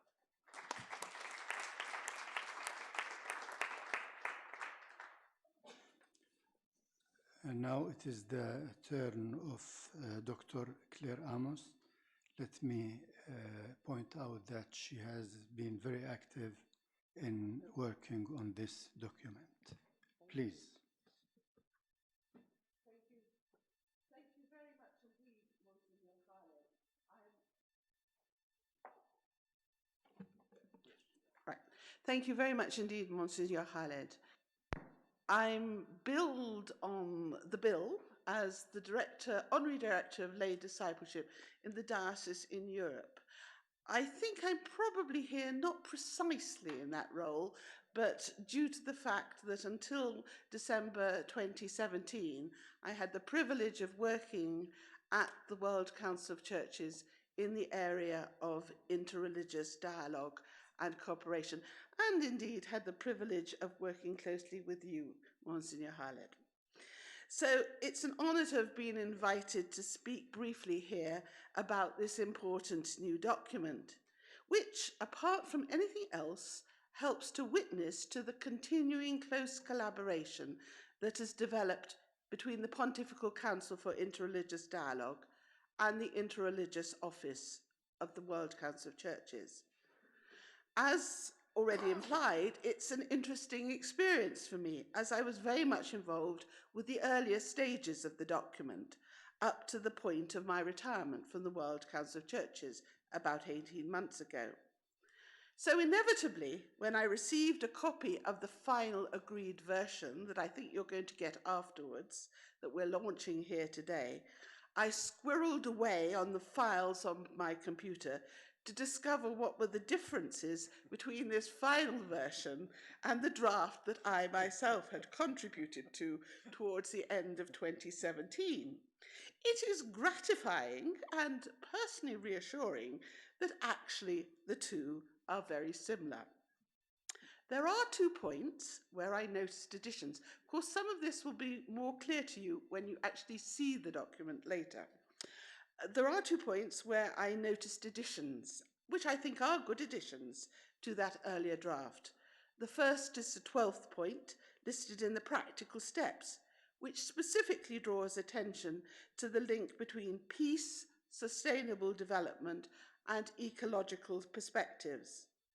I think it's quite right that the link between peace and ecology is highlighted in this way, and that ecological education and peace education need to go hand in hand. Over the last 18 months, more attention has been paid to the urgency of the ecological crisis in our world, and it is valid that it should be reflected in this way more directly in the document. It is, I think, a necessary corollary of the fact that future generations, as well as those of the past, form, with us in the present, part of the body of Christ. The second edition that was particularly notable appears in the recommendations section, where the suggestion is made of recollecting the life stories of extraordinary persons who have made a contribution to peace and justice, and seeing this as part of the process of education for peace. In a week in which, partly due to his recent death, the life story of Jean Vanier has been frequently retold and has challenged many, the power of theology done through biography is transparent, and its educational possibilities are rightly affirmed in this document. Reflecting more widely, I'm glad that the document is not afraid to undergird its practical educational suggestions with some specific Christian theological distinctives. Brevity only allows me to comment on 2 of these. The third of the practical steps speaks of education for human beings created in the image of God. Sometimes I feel that in ecumenical circles, we use the language of image of God so much that we don't realize its extraordinary power and significance, and how it is intimately linked to the core Christian affirmation of the incarnation of God in Christ. We're rather inclined to treat such language as a polite encouragement to be nice to one another, and it is much, much more than that.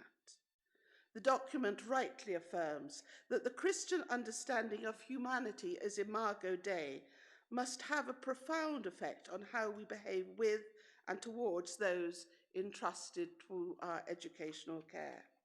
Secondly, and you see the biblical scholar in me lurking and waiting to pop out, I believe that both the Christian understanding of the nature of Scripture as a whole and the use of parables by Jesus himself as what seems to be his most characteristic method of teaching encourages dialogical and inductive educational methodologies rather than ones which are overly didactic. It's important to say this clearly because certainly in the past, religious education and religiously inspired education have often fallen into the trap of an authoritative didacticism. My own love of Scripture is grounded in the fact that it asks me questions rather than provides me with easy answers. For me, this is certainly a part of what is meant by education for peace, and I'm glad that it is conveyed within the document. One biblical passage that perhaps in hindsight I wish had been drawn on for the document is that wonderfully evocative text of Jeremiah. They have healed the wound of my people lightly, crying peace, peace, when there is no peace. Tellingly, the sentence appears twice in the book of Jeremiah, in chapters 6 and 8, suggesting its importance. Jeremiah's wisdom applies, I believe, to the relationship between religion and peace. I believe profoundly, as the preamble to this document states, that the essence of true religion is to promote peace. Yet, in the spirit of Jeremiah, I also have to say that it is necessary to ask some hard questions of and about religion itself, before we reach the point where religion can fully offer tools and resources for this purpose. I will not forget listening on several occasions to wise Christian leaders, Christian religious leaders from Ireland, from both the North and the South, both Protestant and Roman Catholic, who were willing to say quite directly, unless religion is willing to acknowledge that it is part of the problem, it cannot also be part of the solution.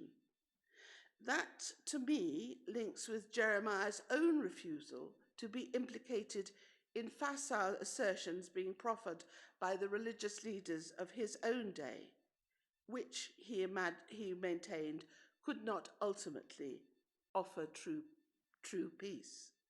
Perhaps, of course, all this depends on what exactly you mean by religion, which I don't think is the same as either faith or belief. Certainly, speaking out of ecumenical history, Karl Barth, deeply influential in the story of the World Council of Churches, has some very harsh things to say on the subject of religion, even declaring at one point that religion was idolatry. But in terms of the educational focus of the present document, what I am glad to notice is the use of the word self-critical at least 2 points in the text, for encouraging all participants in the educational process, both educators and learners, to a proper and constructive valuing of self-criticism is, I believe, an important step that enables our footsteps to tread more strongly, more surely on that way that leads to peace. Thank you.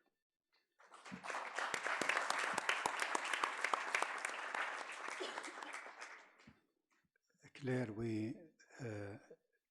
while working on the document, we always appreciated your contribution, and I think what you said confirms me in this. Thank you very much. Now the floor goes to His Excellency Archbishop Professor Dr. Job of Telmesos. Please. Thank you, Mr. President. I would introduce myself as the permanent representative of the Ecumenical Patriarchate of Constantinople here to the World Council of Churches. I am also, among other missions that I have on behalf of my church, I'm also the co-chairman of the Joint International Commission for the Theological Dialogue between the Roman Catholic Church and the Orthodox Church. So I'm very pleased to see many colleagues from the Vatican present at this meeting today with us. And I am also the Dean of the Institute of Postgraduate Studies in Orthodox Theology here in Chambézy.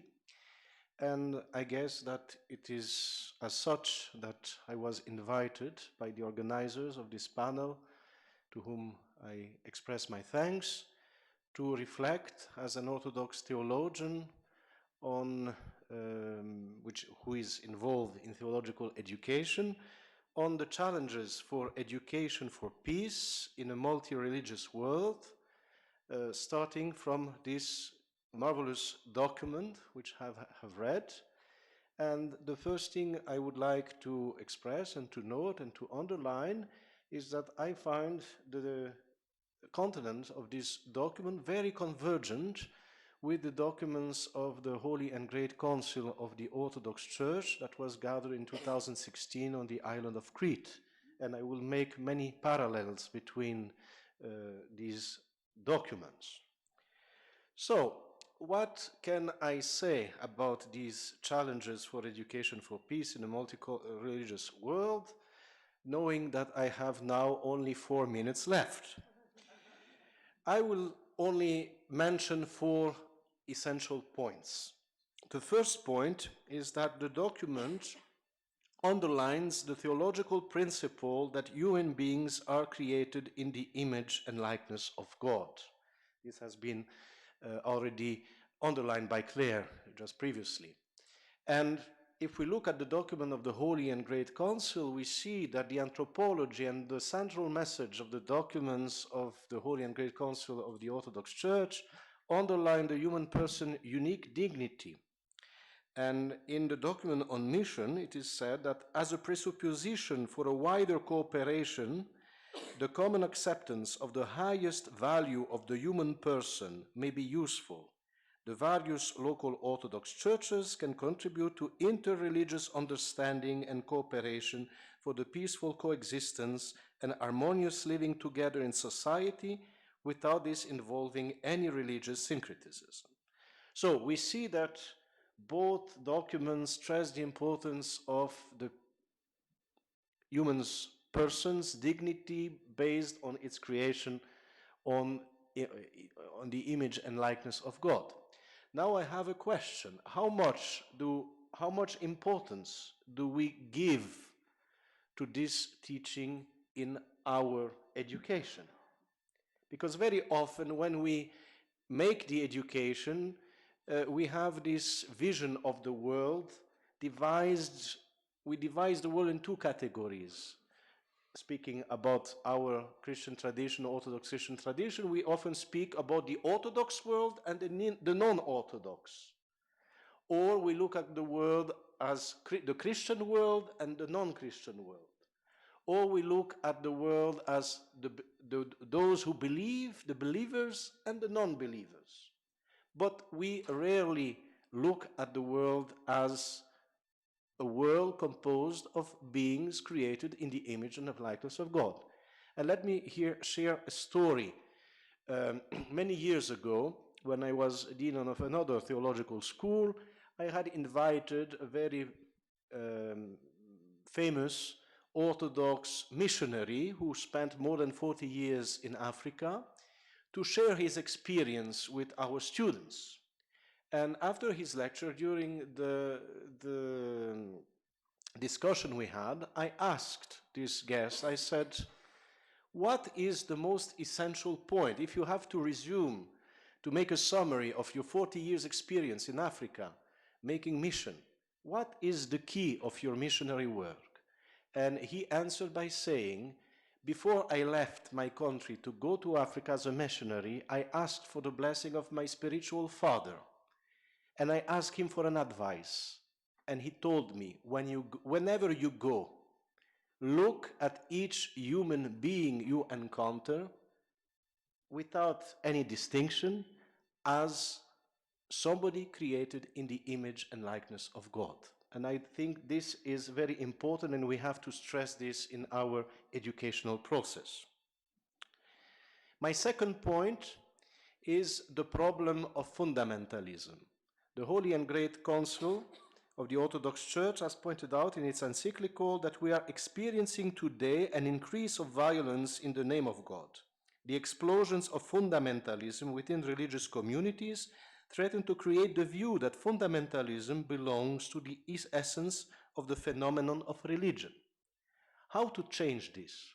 Well, of course, we all know that fundamentalism is often linked with a lack of education. The document says that educational systems need to offer opportunity for encouraging the plurality of society and for enabling effective encounter between different groups and communities. The Holy and Great Council stressed that interreligious dialogue is very important in this matter and says in one of its documents, in the encyclical, that honest interfaith dialogue contributes to the development of mutual trust and to the promotion of peace and reconciliation. Now, how to conduct this interfaith dialogue? Well, the document that we are presenting today invites members, it states, of all religious communities that they need a solid formation in their own religious tradition as well as a good information about the others as a background to dialogue. In other words, in order to have a fruitful interfaith dialogue, each one of us, first of all, has to know its own tradition, because without knowing well our own tradition, very often we feel threatened. So education has to promote a good education of our own faith, but also has to promote curiosity and knowledge about the others in order to be open to the others.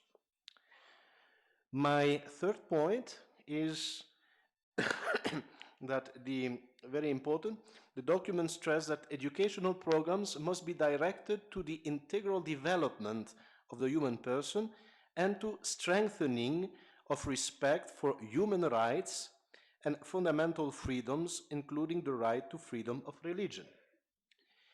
The Holy and Great Council of the Orthodox Church also underlines the importance of human rights, and especially the fundamental human right, which is the protection of religious freedom, namely freedom of conscience, belief, and religion, including alone and in community, in private and in public, the right to freedom of worship and practice, the right to manifest one's own religion, as well as the right of religious communities to religious education and to full function of exercise of their religious duties without any form of direct or indirect interference by the state. So the promotion of human rights and the right of religious freedom is very important in our educational programs.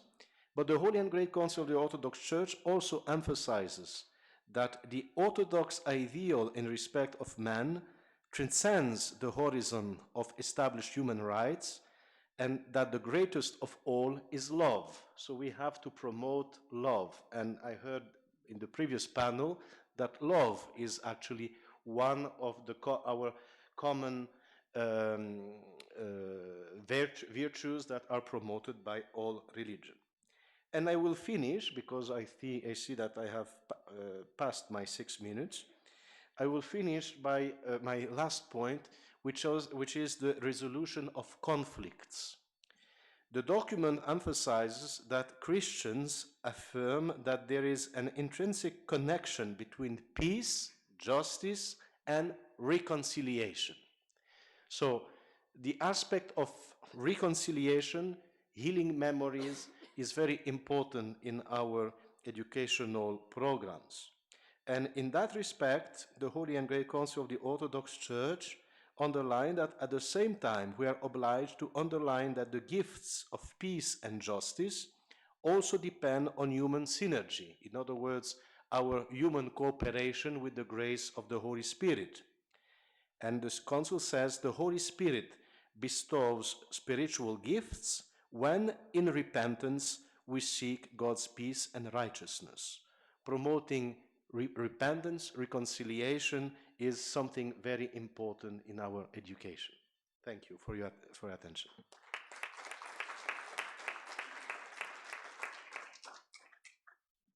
Many thanks, dear Archbishop, and I think you made us curious, at least as far as I'm concerned, to go and to read about the Holy and Great Council of the Orthodox Church.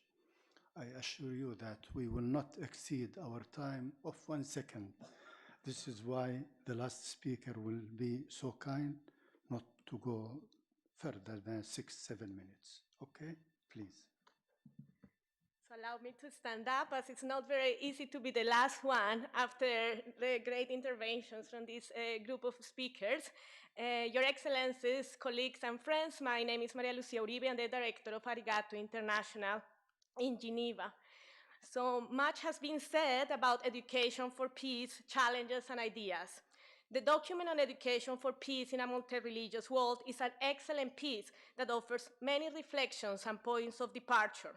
I would like to focus on 4 main points that build on the document and also on the Declaration on Human Fraternity for World Peace and Living Together. That can help us reflect on why and how education today can help fostering inclusion, safety, empowerment, and a culture of nonviolence, particularly in a time where those principles seem to be under threat. The first element is education, that education needs to help fostering interconnectedness. At the core of our interactions with one another lies the need to interconnect and relate in meaningful ways with other people.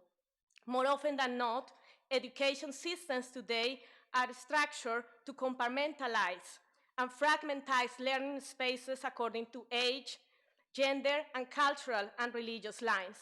We want our children to learn to live together, and yet, when it comes to religion in education, Christians, Jews, Muslims, Hindus, Buddhists, others, and those with no affiliation, ironically, all go to separate spaces to learn about their own faith or belief system.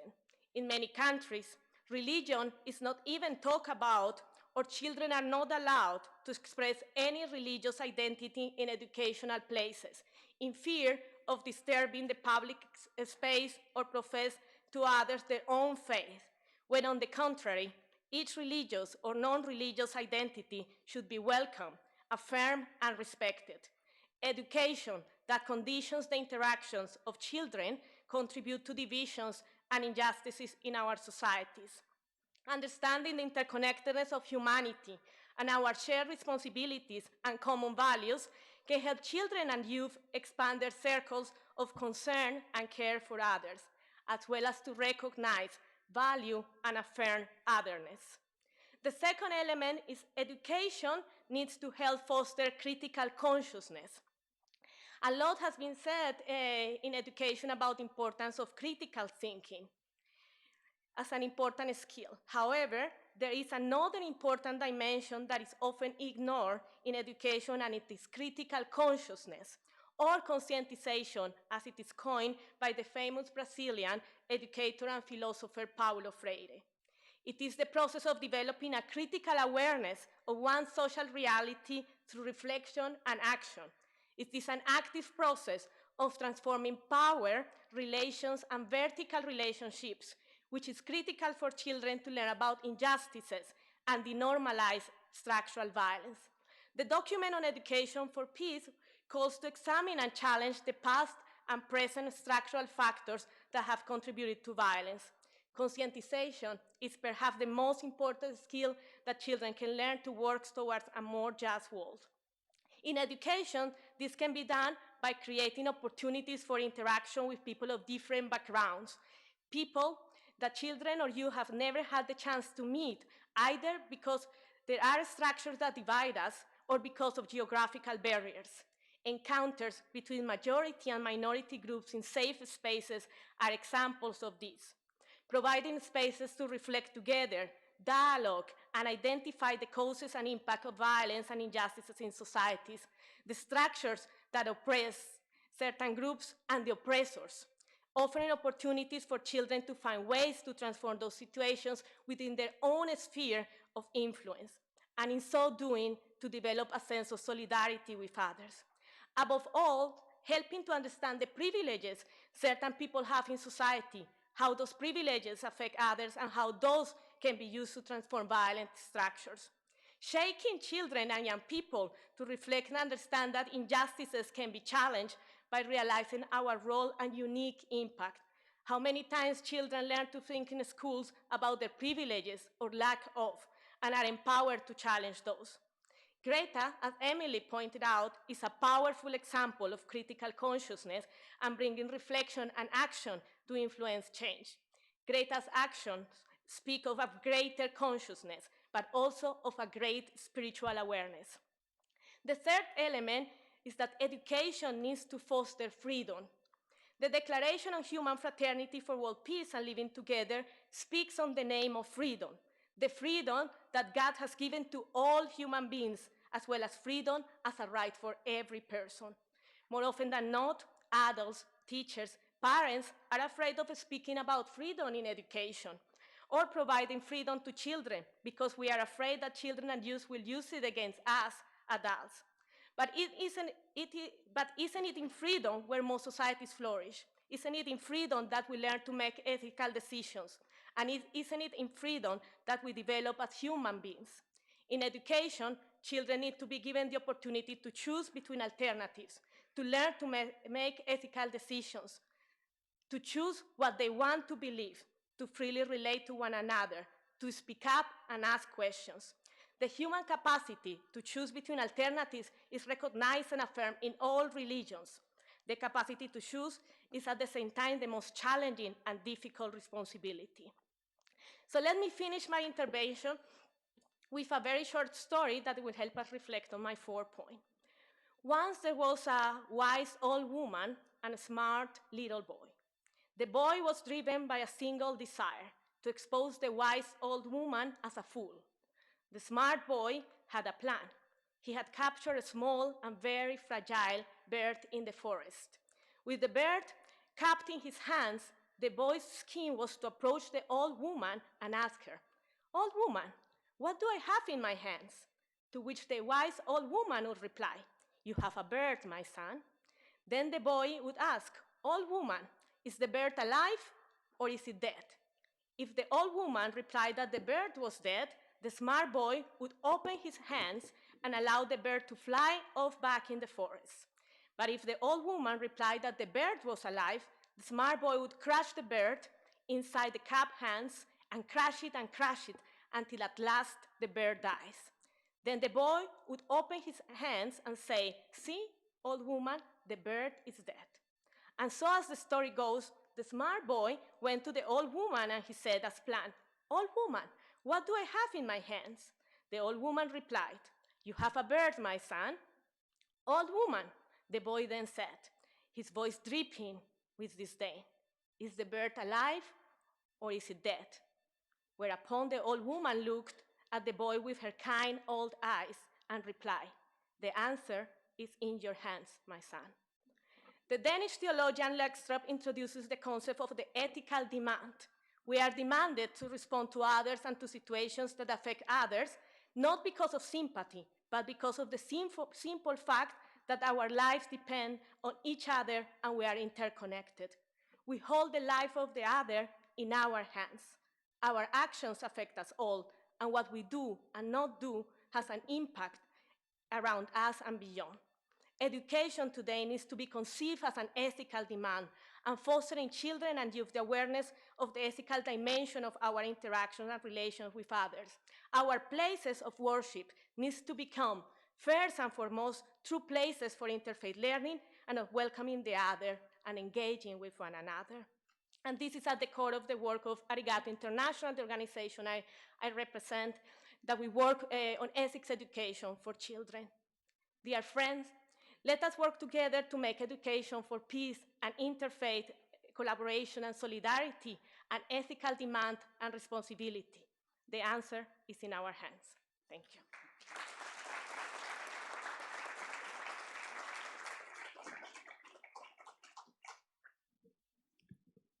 Many thanks. I think we have in our hands 4 minutes.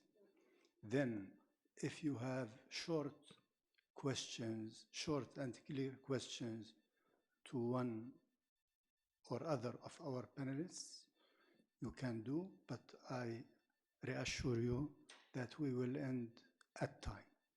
Okay? Who would like to put questions?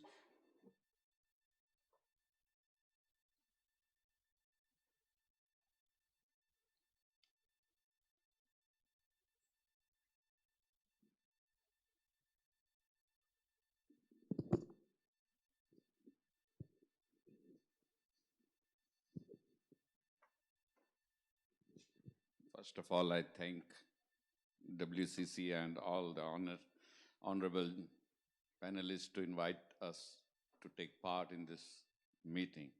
I have a question to all the panelists. The discussions I followed very carefully, and I noted that everything was concentrated on the Abrahamic religions or Hinduistic religions. Is multi-religious dialogue or a peace only confined to the Abrahamic religions, or does it go beyond that? Second question is that in our developing countries, the politicians deliberately do not permit education to the underprivileged. And this disproportionate system leads to a lot of violence or unrest in many countries. For example, India, Pakistan, Bangladesh, then basic knowledge is ignored. The highly educated diplomats, they lack basic knowledge of other religions. And we have to emphasize that the diplomats, they have some basic knowledge of other religions. I thank you very much for giving me this opportunity to raise this question. Thank you. First question, 1 minute. Yes, 1 minute. There is something that links the Abrahamic religions, because each after the Judaism, Christianity drew on Judaism and added a few complements. And then Islam took both Christianity and Judaism and added a few more flavors. So it is really, there is a continuum. But we have prepared a table at the Geneva Center to compare with Hinduism, Confucianism. Of course, it's an exercise that needs to be carried out in every region between all religions, sub-religions, creeds, etc. But what was striking to us, and we have a table which is available for anybody to consult, is that when we take all these major world religions, on the basic values, they're the same. The basic values are the same. And what differs is some specifics, but on the values of loving thy neighbor, of the principles of justice, etc. We have a table, and it's quite extraordinary to see that. We need actually to continue working on such a table with all religions to add new elements, but the result is extremely rewarding. So that's the first question. Thank you. Then we wouldn't have a possibility to reply extensively to your question, but what can I tell you in kind of reply?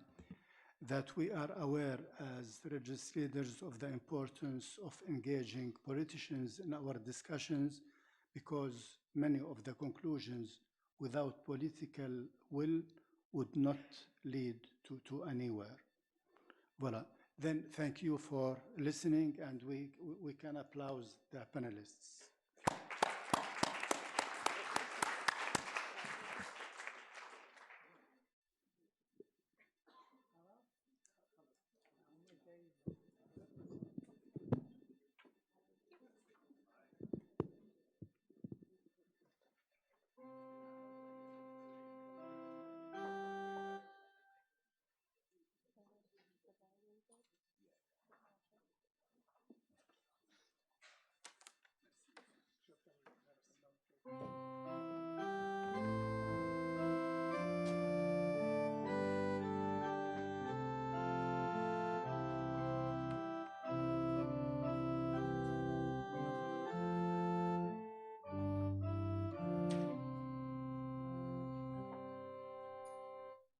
We are from one world with many voices, standing together, singing one song. Sisters and brothers, strong in the Spirit, sharing one vision. Peace is our song.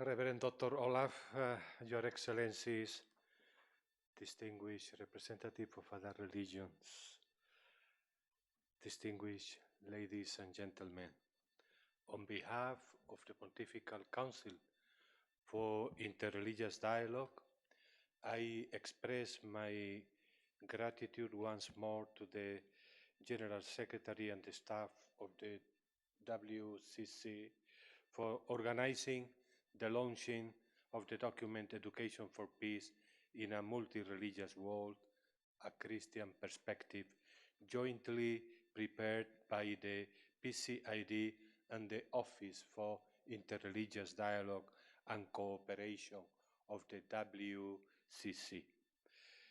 The profile of the PCID notes that the ecumenical dimension of interreligious dialogue is kept in mind. Accordingly, the PCID has an ongoing relationship with the staff of the Office for Interreligious Dialogue and Cooperation of the World Council of Churches. So today's event marks an important milestone in our continuing efforts at strengthening ecumenical relationships in view of our work of fostering interreligious dialogue. Our daily experience confirms that we live in a fractured world and that polarization is increasing, along with the ecological crisis, political, economic, and social instability continues to threaten the well-being, if not the very existence of the planet. Deadly terrorism, acts of religiously motivated violence, radicalization or self-radicalization via social media, hate speech, as well as extremist preachers, missionaries, and religious institutions that sow the seeds of hatred and violence are social scourges that must be addressed. The document we are launching, Education for Peace in a Multi-Religious World, a Christian Perspective, is grounded in our shared conviction that education has a vital, indeed essential role to play in resolving conflicts, preventing their recurrence, healing the wounded, restoring justice, and upholding the equal dignity of all. Even though this document was written by Christians and is mainly directed to Christians, it affirms that peace building needs to embrace everyone. In the preamble, we read the purpose, and I quote, "The purpose of this document is to encourage churches and Christian organizations to reflect on the structural roots of what has led to the disruption of peace in the world. At the same time, it is hoped that the document may assist a wider conversation on education for peace involving followers of other religions as well as social and political actors in our multi-religious world." End of the quotation. So in this, my short presentation, official presentation of the document, I would like just to summarize the contents of this important document, which has three main sections. The first section lays on 7 reasons Christians are called to engage in education for peace. They are Christ is our peace, as beneficiaries of Christ's gift of peace, his disciples are called to be artisans of peace. Peace is intrinsically linked to righteousness and justice. The cherishing and valuing of education are intrinsic to Christian tradition and practice, and owe much of their significance to the biblical wisdom tradition. Peace, also understood as the restoration of right relationships, brings out the fundamental links between sin, forgiveness, and reconciliation. Peacemaking entails paying attention to both the past and the future. And Christian faith in the triune God teaches that the divine persons are really distinct from and yet related to one another. So Christians thus regard educating themselves and others for peace as a central way of responding to Jesus' words to his disciples. Blessed are the peacemakers, for they shall be called sons of God. The second part of the document presents 12 areas and strategies for implementing peace building through education. Even though all of them have implications for all ages and all sectors of society, some of them are more specifically appropriate for children, others for young people, and still others for adults. Let me enumerate them here. The right to appropriate education for the contemporary world, holistic education, education for human beings created in the image of God, the model of Jesus as teacher, lifelong learning and learning from all, peace and power, learning about protecting and affirming the other, the use of media in peace education, learning from and with our scriptures, worship, spirituality, and education for peace, prevention and reconciliation, and integrating the perspectives of development and ecology. And the third part of the document offers 10 recommendations to churches, Christian educational institutions, and the national and regional confessional ecumenical bodies for prayerful reflection. First of all, to study the document and reflect on what could be effective and contextually relevant methods of education for peace. Secondly, to develop educational resources and curricula. Third, to identify potential partners with whom creative, interactive, learn-centered educational tools can be developed for various levels: family, religious communities, educational institutions, and the wider society.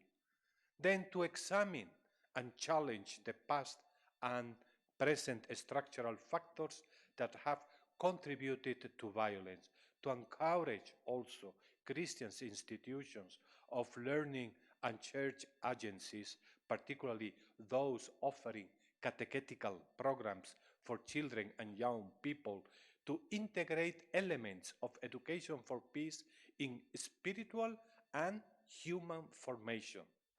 Then audit how elements of religious life, including scriptural engagement, public worship, prayer, and liturgy, can contribute to fostering human solidarity for a more just and peaceful society.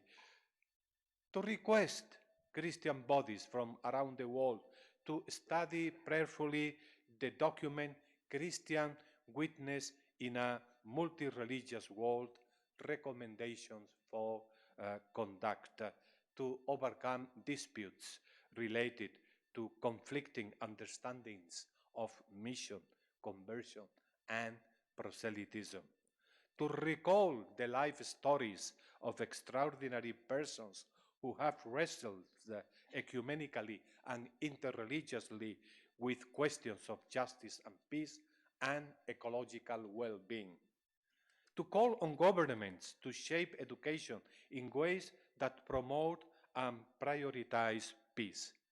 And 10, it is very important and well loved by Pope Francis, to pray together for the cause of peace.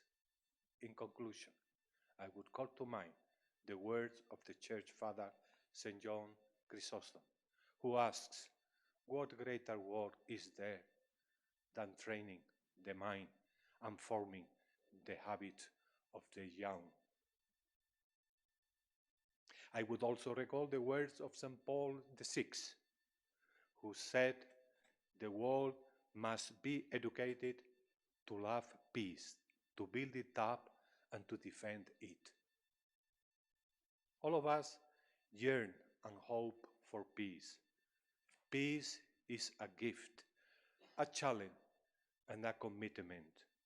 Together with people of other faiths and goodwill, let us dedicate ourselves to the noble task of promoting education for peace in a multi-religious world. Thank you.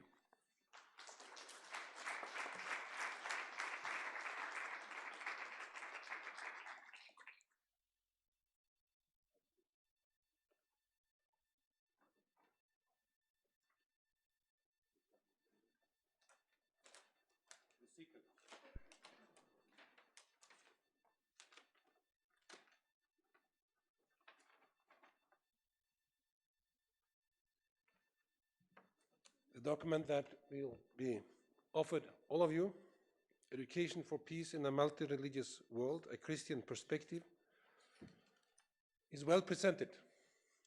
Dear Bishop Miguel, dear friends, dear sisters and brothers, we have had a long day and we should not continue much longer. I will follow the good example of my former colleague, Claire, and remind ourselves of Jesus' methodology for education, namely to use parables and metaphors.